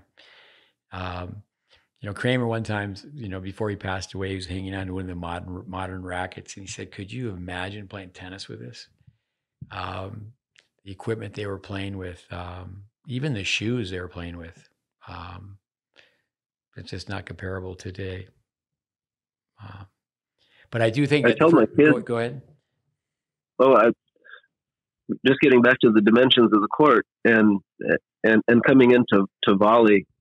You look at these kids that have horizontal swings, and I tell some of my students, do you really think that kid, the court's 82 and a half feet going this way, it's 65-9 right here in this corner of the single sideline and the service line. Do you really think that kid's going to be able to dip a ball by you over in this area with that swing he has? That ball's going over like a frisbee. There's no way. Well, for our listeners, it's fun for me. It's fun for me to talk to you on the phone, to listen to you, that you just got such a great handle on the information. That's one of the things we do when people come back to visit, especially older children, is that, all right, tell me where I get the 34 feet. It's approximate, but where do I get the 34 feet? Going cross court's 82 and a half. You round that off to 83. On the same cross court, not the intersection of the baseline, but the intersection of the service line and sideline is 65-9. So you round that off to 66. So, you take 83, subtract 66, you get 17. And that's where Chris Evert was so good. She could just hit deep through the center of the court.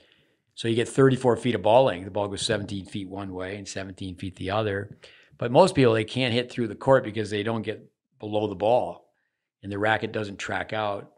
and then they don't swing away from their body either. They're pulling the racket back in. And that's the scariest thing in tennis is, and we say it all the time, when Crummie's playing Crummier, who wins? Well, Crummie wins because they're better than Crummier, but Crummie doesn't know they're Crummie. And, it's, Vic Braden, you get one toad playing another toad. Who's going to win? Just one toad. I used to love to listen to Bud Collins. He used to upset some people because he'd include himself, but he won a national title playing mixed doubles. He was a good tennis player.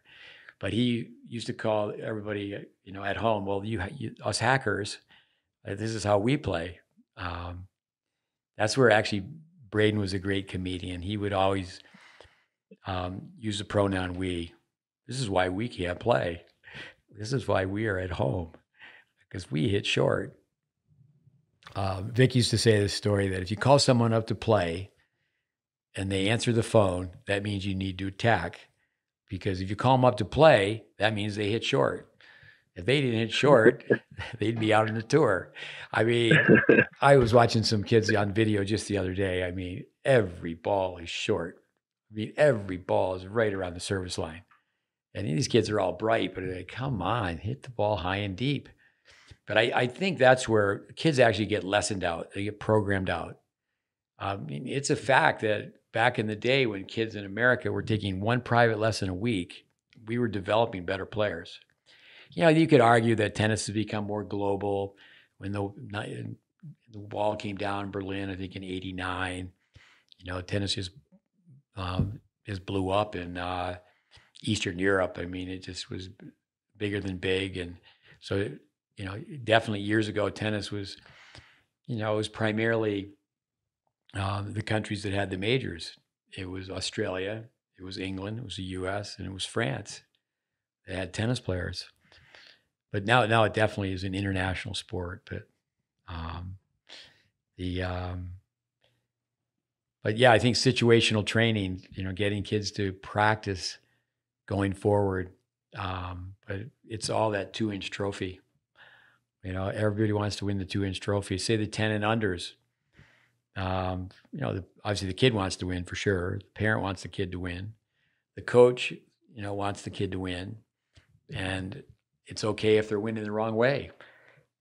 And that's really unfortunate. Yeah, I use a story from hockey. One of my boys was playing on a hockey team. The year before, he was on a team that won the 6 and under tournament, the provincial championship in Ontario. That's some fanatical people. The kids could all fly on skates. And he's playing on a team where the father, the kid, the goalie, the coach's son was the goalie. He couldn't stop a beach ball. And, the coach just kept telling the kids, dump it in. In other words, not ice the puck, but get the puck over the blue line and then ice it or dump it in. And there's no stick handling, there's no passing, there's no crisscrossing. It's just, so there's not going to be any skill development. That's where, but also too in practice. If kids are, they're not practicing going forward, how's it go? Practice like you play like you practice. I see in your notes here you sent me, let's go over mind vitamins. What comes to your mind with mind vitamins? I got some time for mind vitamins. I love mind vitamins. I love imagination is greater than knowledge. Einstein, the guy invented the bagel. Yeah, there's a few Einstein quotes. Monica Selsch's book, Get a Grip, the first sentence is an Einstein quote. If you do something over and over again, the same way and expect a different result, it's insanity. I mean, but that's what happens is that, how are you going to get better if your practices are always the same? I think a lot of college teams, high school teams do. Okay, let's do some cross courts. Let's do some down the lines. And there's no creativity.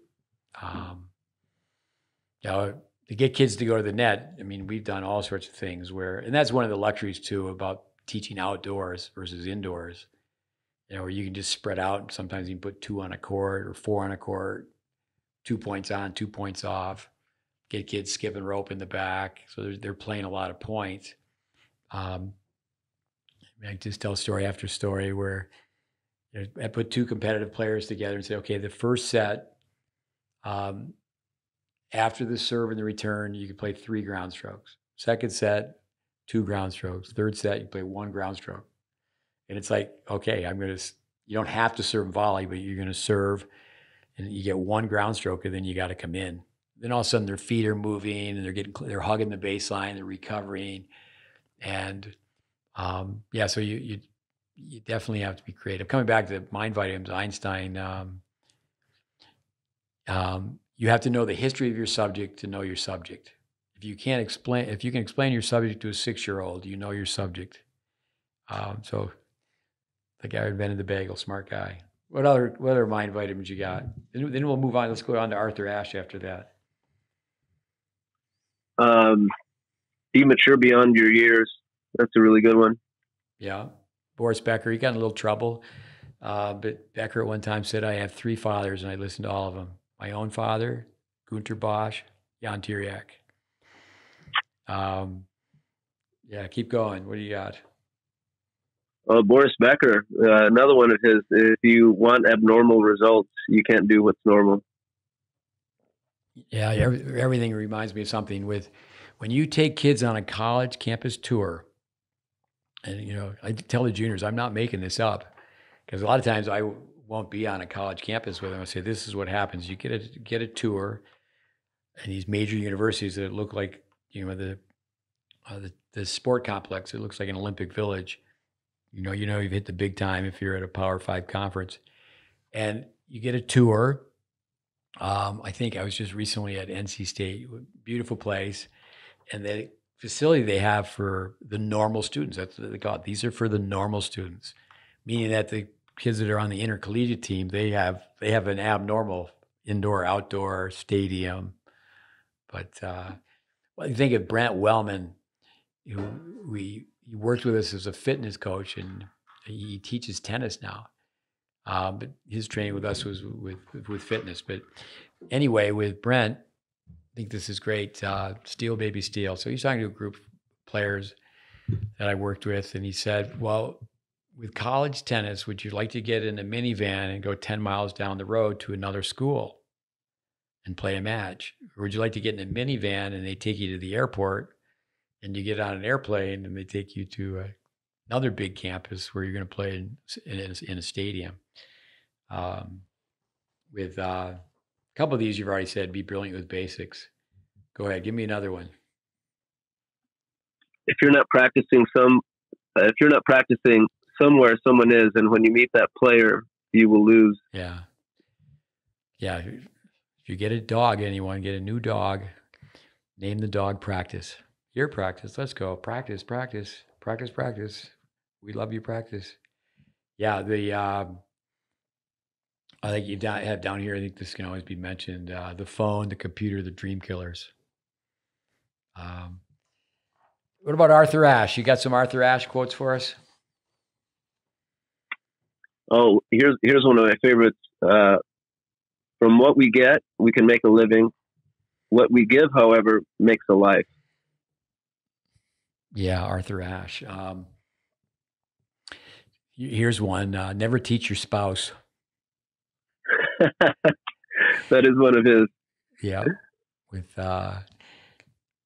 No, a friend of mine, Jim Martz, unfortunately, I just read this. He passed away at age 80, and he wrote a book on Macy. He wrote 5 books on sports at the University of Miami. But Jim owned and operated Florida Tennis. What a great guy. And he was a fan of Vic Braden, but how he really got to know the nuts and bolts of Vic is I helped him with some different projects. One was a young orphan from overseas, ended up in the United States, and just problems that this young person faced. And so I, for years and years, have had the capacity of housing tennis players, so young players stayed with us. So, but he was writing a book on Arthur Ashe. I was quotes on Arthur Ashe, and great guy. Actually, such a great guy. He called me up during the pandemic. Another older man, Bobby Curtis, who I spent a lot of time with. And Bobby was, his final days, it was during the pandemic, and he couldn't hear. So Jim Martz just knew I was a big buddy of Bobby Curtis's. So he called me up and said, "Hey, I got an idea for you. Why don't you write a letter and send it to this address at a nursing home, and the nurse will read your letter to Bobby Curtis." Great guy. But yeah, Jim Martz, what a classy guy.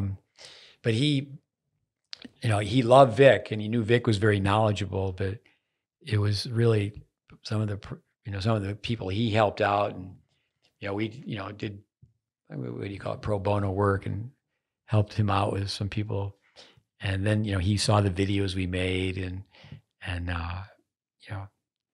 you really got to get into it to a lot of people say, yeah, Vic this, Vic that, but you need to do a deep dive to because the science is there. I mean, it's still fundamentals stand the test of time. Another Arthur Ashe. I've got another one. You've got to get to the stage in life where going for it is more important than winning and losing. Yeah, go write that on the bathroom wall. I mean, you got to play principle based tennis. If it's short, it's short. Go. And Braden was so funny, your Pismo Beach closed. We worked with a girl who was just so stressed. I mean, so many. The anxiety is getting greater and greater with this UTR. Kids are just obsessed. Parents are obsessed. UTR. And usually have student assistants or interns, and said, "Hey, I want to know how many junior tournaments there are." It was 16 and unders. How many 16 and under tournaments are there this weekend in America?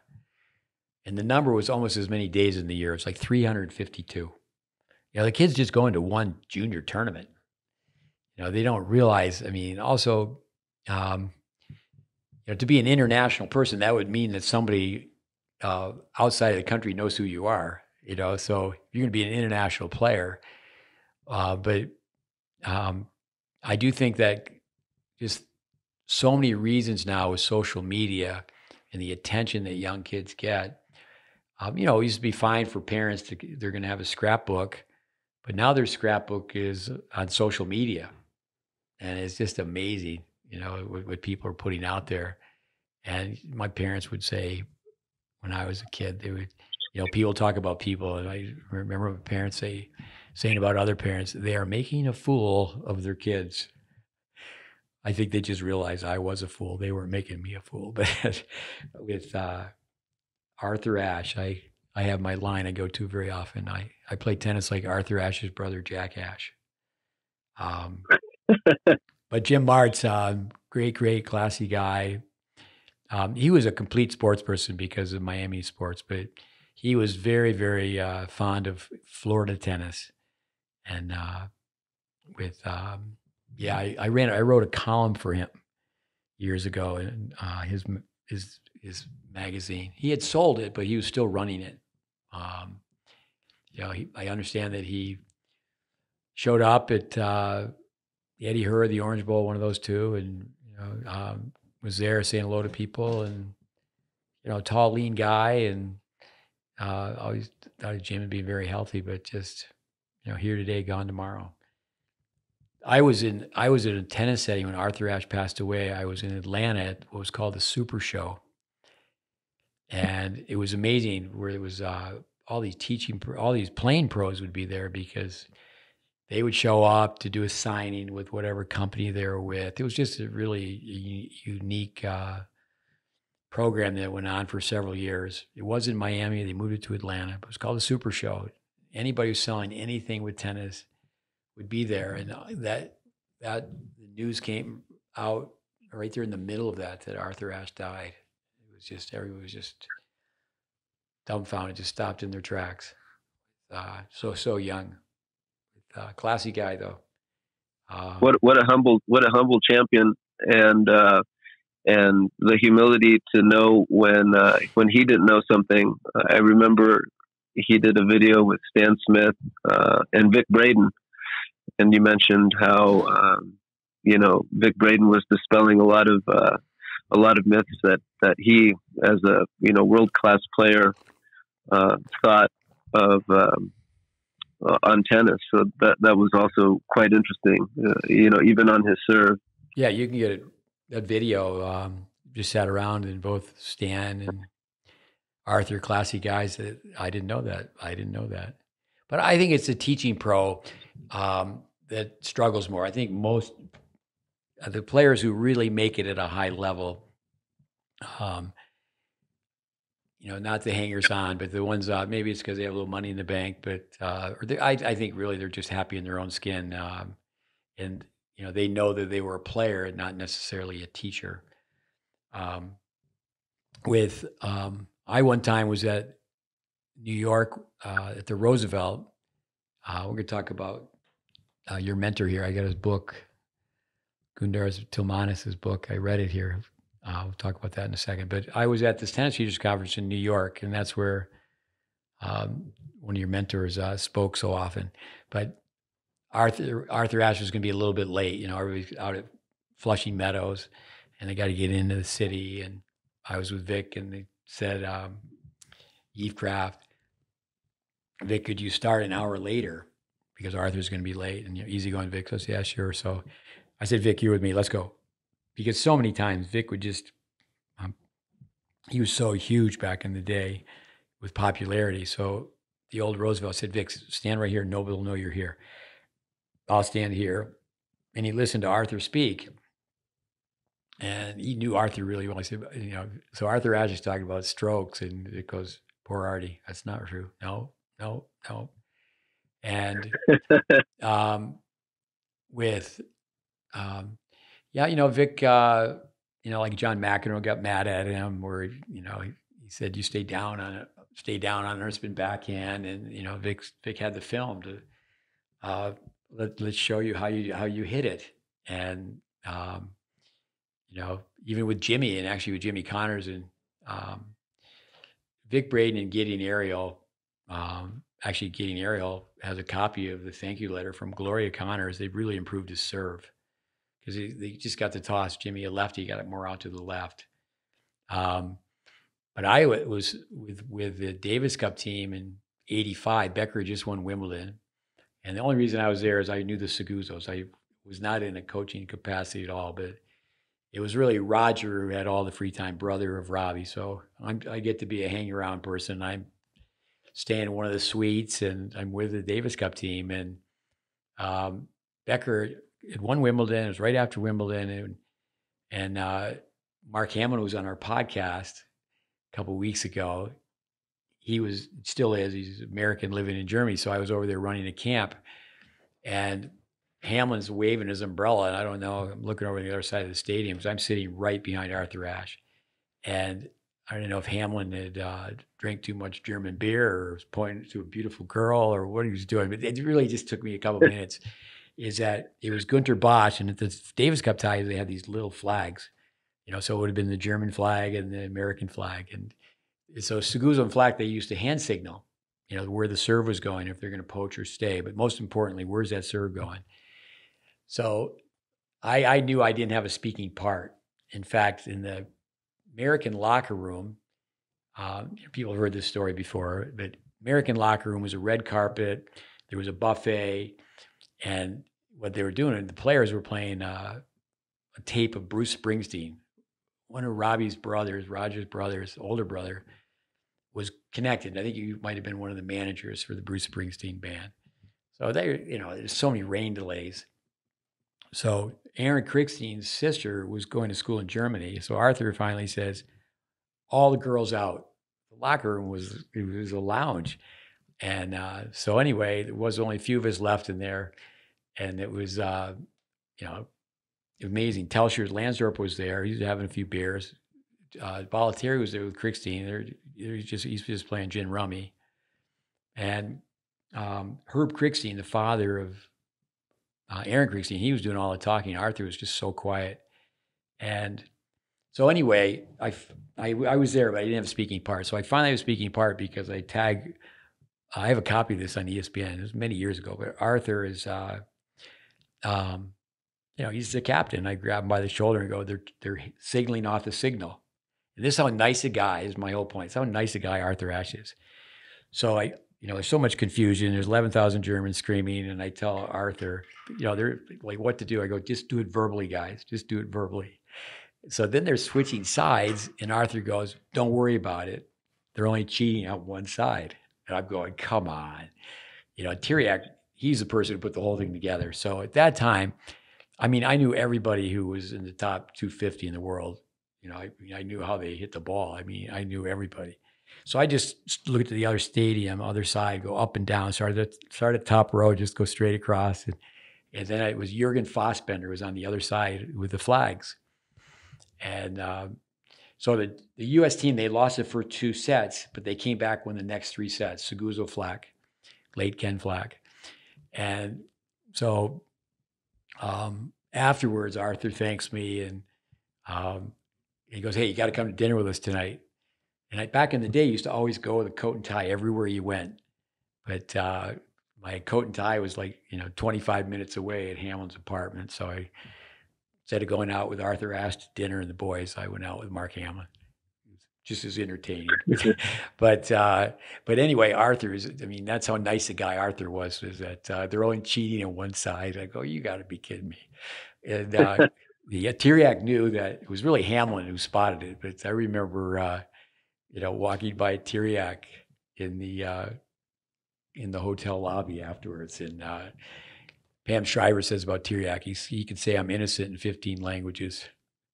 But what he's first person in sport to become a billionaire. Cheating does take place. Tell us about your this book here. I read this book. Very simple read. I like it. The title sums it up. What really matters. Tell us about Gundaris Tilmanis. I met Gundaris Tilmanis probably in my late 20s, and started actually taking lessons with him. And probably the first time I had heard a coach talk about the 2-grip system on the volley. He was born in Riga, Latvia, and escaped the Soviet occupation. He and his family moved to Australia, so he was raised in Australia before moving to the United States. He went to the University of Oregon and then moved back and taught. I want to say it maybe the University of Western Australia, and then relocated back to the United States again, and began teaching. And so I was just lucky enough to, again, just being an inquisitive person and wanting to further my tennis, I started taking lessons with him, and we've had a wonderful relationship. My boys train with him, and what a wonderful guy, and just a really engaging personality, and soon to turn 80 years old. 80 years old. He's a funny guy. I'll tell you one thing I still say to this day, as I stole from him, is that the volley is like a government job. You don't have to do very much.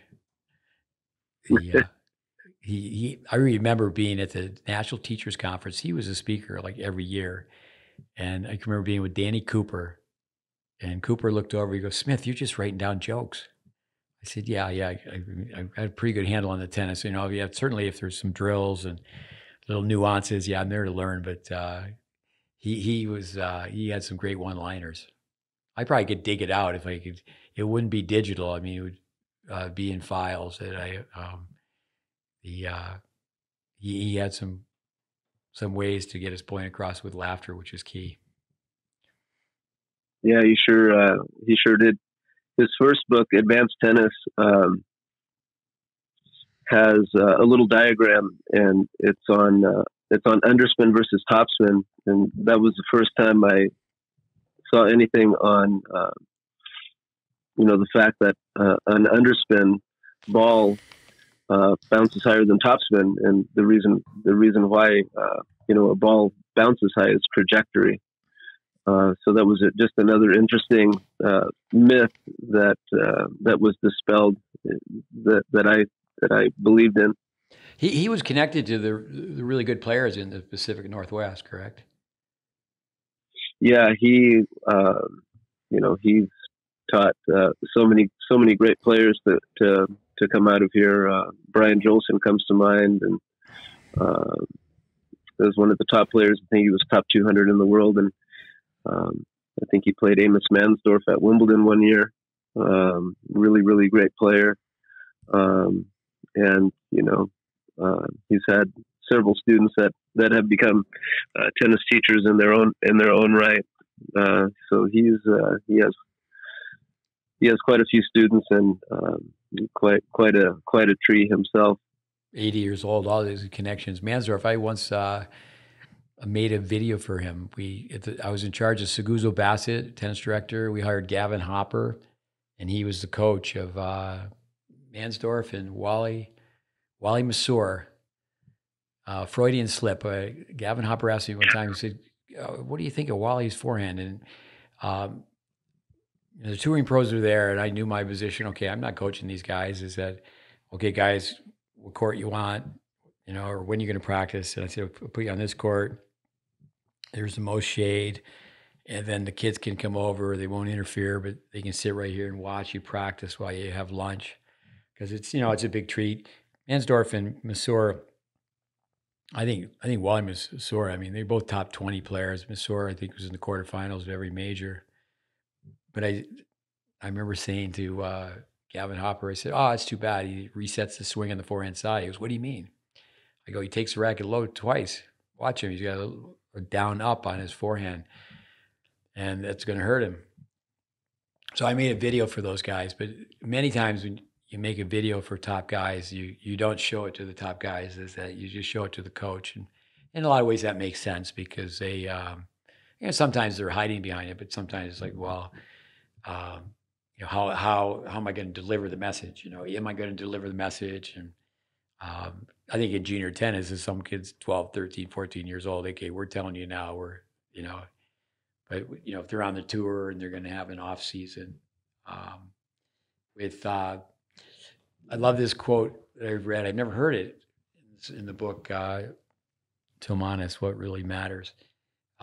Bill Tilden, I have a defensive mind and aggressive strokes. Very good. Yeah, that's a great quote. That might be from his book Match Play and Spin of the Ball. Yeah, it's like that's one of the best books ever. There's so many books that should be mandatory. Bill Tilden, you just think about Nadal. Like Nadal was asked, how do you beat Nadal? And he goes, that's easy. Never miss and be really aggressive. You hit one short ball, you're gonna be punished. And he mentioned so many people. George Tolley, he was a person that was coaching USC when Stan Smith was a freshman and not playing, because you couldn't play as a freshman. Your mentor, Tilmanis, he was a player too. I think the story about he's Owen Davidson, and he's playing really well, and against Owen Davidson, Frank Sedgman, the great Aussie, comes in. Of course, Tilmanis grew up in Australia, even though he's Latvian, right? Yeah, he sure did. So he said Sedgman came in, sat down. He said, "What, do you win one more game?" He lost the next two sets 0-1, and then Sedgman said hello to him afterwards, and he said, "Hey, how you doing? Have you played yet?" And he goes, "He was just sitting in the stadium. He didn't even notice me." And he said that's why he choked.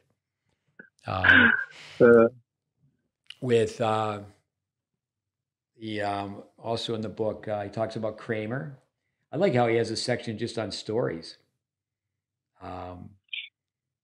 Great storyteller. That's where today it's tougher to get kids to listen to story. Because they have their phone. That's one thing. Like, say, a place like Ireland, England, where there's the pub culture, where there's still settings where there's 3 generations in the same room. It doesn't happen very often anymore. You know, parents don't even know their kids are really passive. They're not climbing the walls. They're not bouncing balls in the house because they're just connected to their phone. Um, the with the wind is your friend. Um, it's interesting. Patrick Galbraith, you know him? I know of him. I don't know him personally. Great doubles player. But yeah, he was the CEO at one time of the USTA. Um, that's what really has to happen for tennis to improve. Park by park, club by club, school by school. Is the person in charge. The person in charge. Like say, for example, the owner of a club, the CEO of the club or the organization, the tennis director. I've trained a lot of tennis teachers where it's almost like they're on an island. They've been trained, but they're not in charge. When we used to take 2 years, and 2 years wasn't enough, take 2 years to train someone to teach tennis. And we felt, okay, they have an education. Their education is much better than a certification. But then they would go someplace and their experience wouldn't match their education. In other words, we're saying, okay, you got to use your left hand and turn on the overhead and you get body rotation. But no, the head coach says you got to get the trophy position, you got to point at the overhead. And, you want to teach people to get their elbow raised on the volleys, and they're saying, no, the elbow has to be in. And, it's just unfortunate that, people don't have experience that will just help them get better and better. Yeah. I think little by little, people are reading less books. Yeah. I think, little by little, Andy Fitzell, one person at a time, little by little, we're having success reaching people on competency as far as trying to improve tennis teaching. I mean, that's really what the GreatBase is about. But the what's obviously you got to take the high road and be professional, but tennis in Portland, is it united, or do the coaches get together? I mean, do they at least get together and play doubles?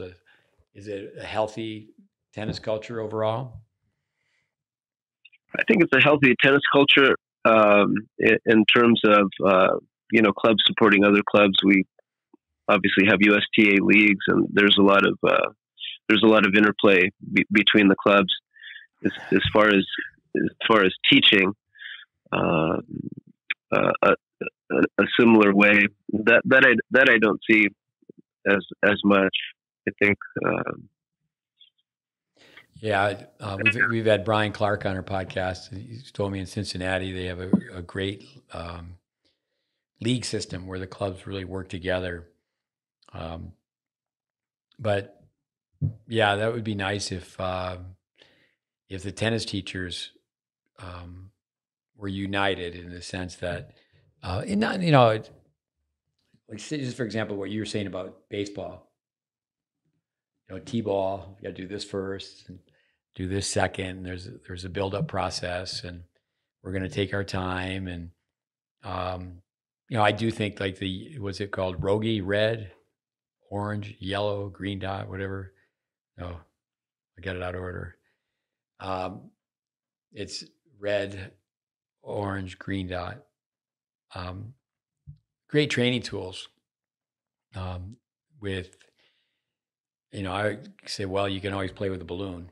You can slow it down so much, but I know on the other side, we have parents say, well, I don't want my kid to play with a yellow ball, and we reverse it. We have kids go out and play with foam balls. That's the slowest. So I do think that that's united. Okay, united. Okay, we're going to use a green dot ball for this age group, but it's not united that.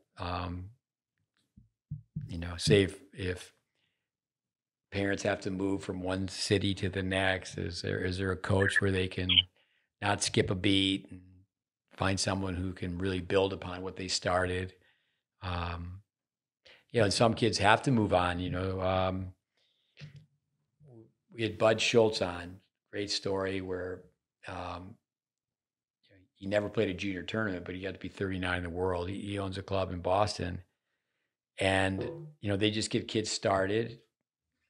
They're get kids going, and then they say, okay, now you go elsewhere and find a competitive program. That's my understanding, unless that's changed. He has a small club, but it just, I've gone to work at so many clubs to train tennis teachers, and obviously they have to be, especially indoor court holders, and they're worried about the bottom line, and so well, this is what they do in the early age groups, but there's not a connection. So when the kids go from, say, early childhood development classes to skill acquisition, they move up the ladder. They don't work on technique anymore. And everyone's go ahead. Everyone's chasing high performance. Everyone wants to be a high performance coach or a high performance player or play at a high performance program. For our listeners, I get a kick out of when you call and you, hey Steve, this is Chris, the low performance coach. That's where I'm a wise guy, where over the years they introduce themselves to me as a high performance coach, and I say, no, I'm Steve. I'm a low performance coach. That's just salesmanship. I'm high performance. You want to be in the high performance group. One of our students years ago, he was the general manager. It was actually a big facility. It was the Delray Beach Tennis Center, amazing place right on Atlantic Ave. And one of our students, it was Brandon Flanagan, and he's there grinding it out, teaching kids to hit balls well.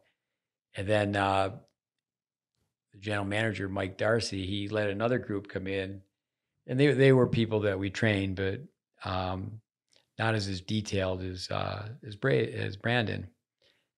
And it was Robert Wojcik and Carlin Navarro, husband, wife. And they called it the competitive program, So it should have just been the program. And I remember just saying that won't work. It just needs to be the program. You're the general manager or the director. You can't have one program and then the other program is a competitive program, because people want the parents, the players, they'll want to be in the competitive program. And it's like Vic Braden used to say about reading groups. You have the Blue Jays, you have the Sparrows, you have the Robins, and you're just labeling the reading group by their competency, their rate, their reading level. And if the Blue Jays were the slowest group, everybody knew they were in the slowest group. But to have a program where it's like a train, you got the caboose with the little kids, but the 18 should pull the 16s, the 16 should pull the 14s, and it should just be one program. But so that was just one word, And again, Robert and Carla, great people, but come in and, well, their program is competitive. It just needed to be under one umbrella. And then you look back and say, okay, what players were developed? It's not a matter of being a control freak. Is that, the stratification. The 18-year-old should be saying hello to the 6-year-olds. And granted, they need compatibility, but they don't need to be separate.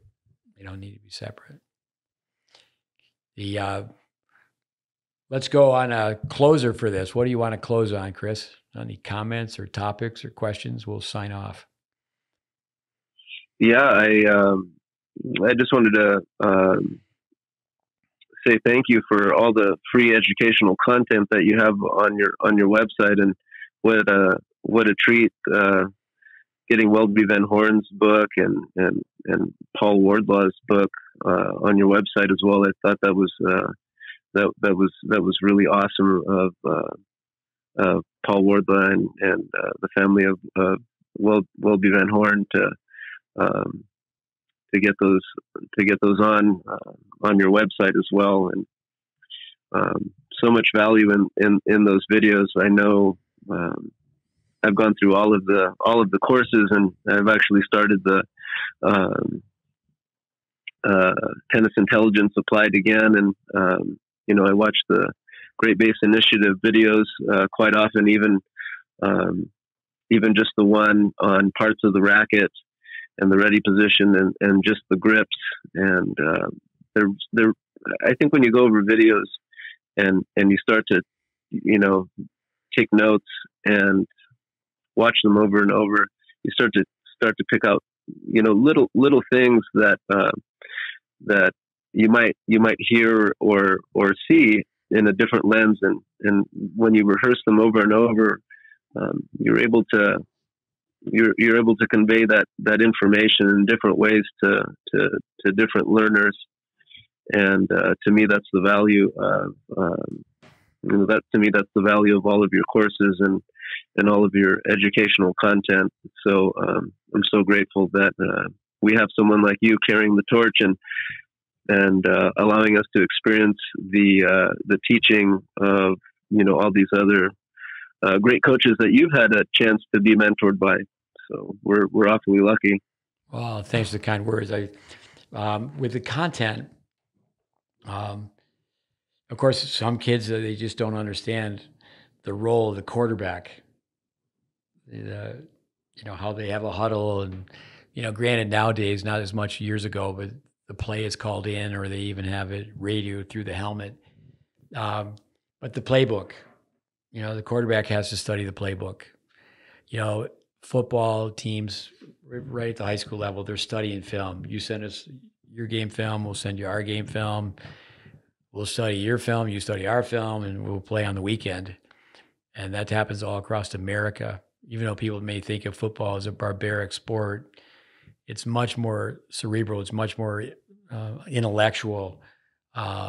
It's tennis. I think we're really at the bottom of the totem pole when it comes to coaching as a whole. But yeah, to study the playbook. When we put Tennis Intelligence Applied together, we found out that through our webmaster that more people in Serbia completed the course. More people in America signed up for the course, and we're a pretty large country. But that's where GreatBase is a short course. It's an hour and a half, and there's a couple of players that were just here from this club in Toronto where I've worked. I think I've worked there since '86 or '87. I just know the kids don't study content. And Miran Mann, who I've known since he was like 10 or 11, he's been on a podcast. Great guy, great coach, great for tennis. But it's just circumstances. The kids go to regular school for the most part. And then the pros, they have like a 7 or 8 month indoor season. So the kids this is your 2-hour block, and the kids will come and go. The 2 hours are up, and the kids come to visit me. I go, yeah, you leave court 19 and 20. Do you go left and get a muffin at a nice restaurant, or you go right and go to the empty squash courts and start to do more work, whether it's physical work, technical work, and but kids have to have routines. And I think with the content we have, I think even young coaches I've trained, I've had young coaches say, well, no, I'm moving on to other things. Yeah, you move on to other things. I'm listening to podcasts all the time and reading books and such and listening. So I don't think the GreatBase is a closed study, but at the same time, just throughout these podcasts, I think the biggest thing from this podcast for me is our listeners, they should just hear loud and clear how well you know the information. I can tell when I talk to someone on the phone for the first time. I had a parent tell me just not too long ago, with our podcast, we're year 4 now, and that they said, well, I went back and I've, they're listening to the ones that are coming out now, but they went back and completed the first year. And, it's like, okay, I finished 2021. Now I'm on 2022. And, everyone's busy, time poverty, but those people that are making a living through tennis, they need to take a deep dive, and we need to do a much better job. That's for sure. I think there's just some circumstances where we're just now going to get organized to do more content. And it's not that we certainly can improve upon, like say, tennis intelligence applied. It could be tennis intelligence applied 2.0, just brevity, clarity, just doing it better. But at the same time, the way it's working with, whether it's LinkedIn or Instagram, whatever, is, people, just like these podcasts, we don't have enough of a workforce where, we can just take a golden nugget from a podcast and then put it out on Instagram. People are very busy, but we have to find a way. And I think also too, like to thank all the people that are listening, thank all the people that have donated some monies. But we, that's what we're trying to do. Actually, 2024, October comes around. Vic Braden, for example, it'll be 10 years. 10 years ago, he passed away.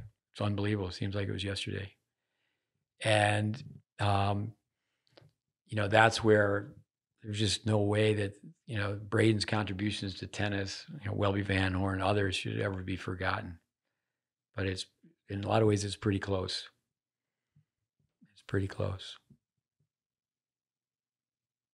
Well, I appreciate you keeping the legacy of those coaches alive, and I know for myself and many other coaches that listen to the podcast and also have had a chance to visit you and to learn from you. I know that we're going to keep it going too.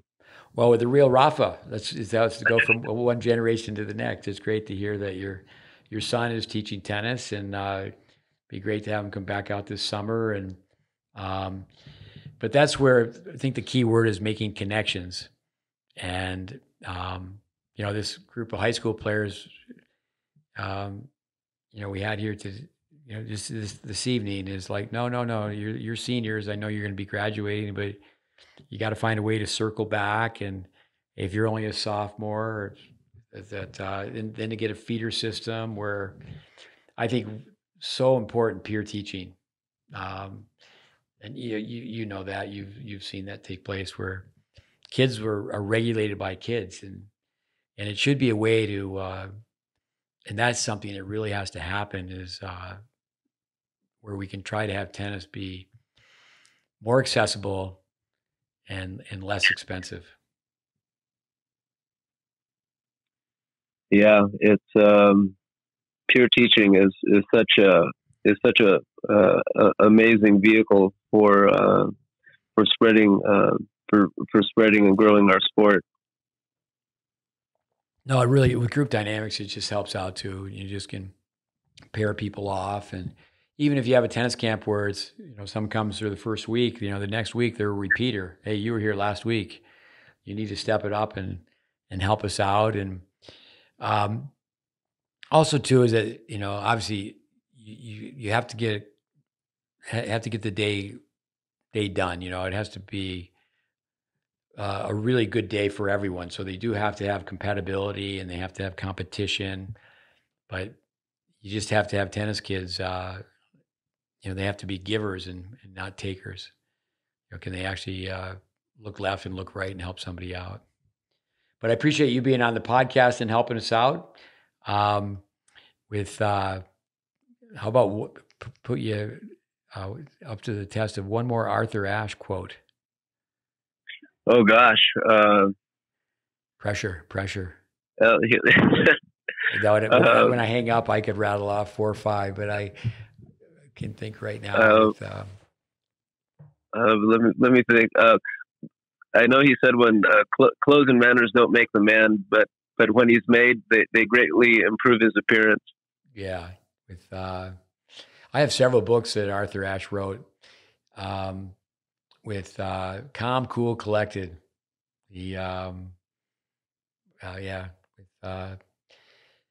But we'll have to put some with the show notes so that we haven't got done. But we'll have to put some more to that. Bill, again, Jim Martz. I wonder how far along Jim was with that, with Arthur Ashe quotes.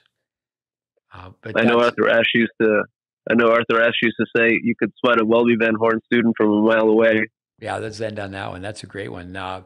With that, and notes, we do have to come back to get show notes, but Charlie Passarell, I took Todd Goldman, who used to own Tennis Life, a magazine, and he interviewed Welby.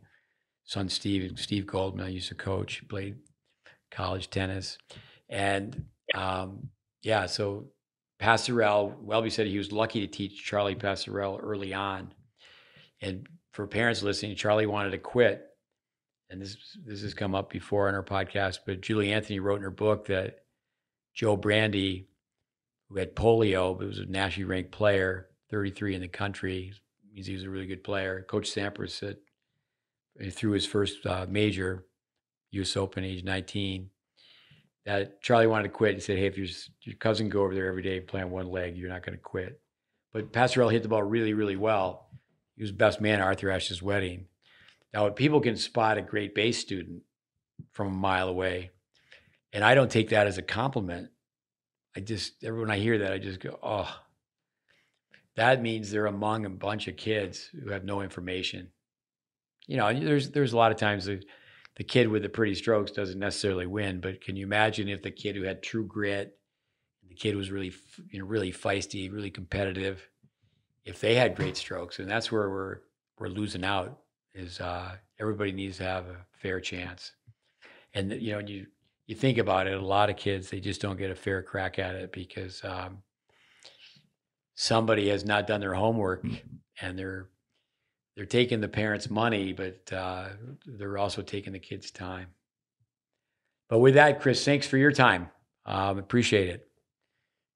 Well, thank you for having me, Coach, and we look forward to hopefully seeing you presumably in the summer. Yeah, let's do it. I'd like to meet the rest of the family.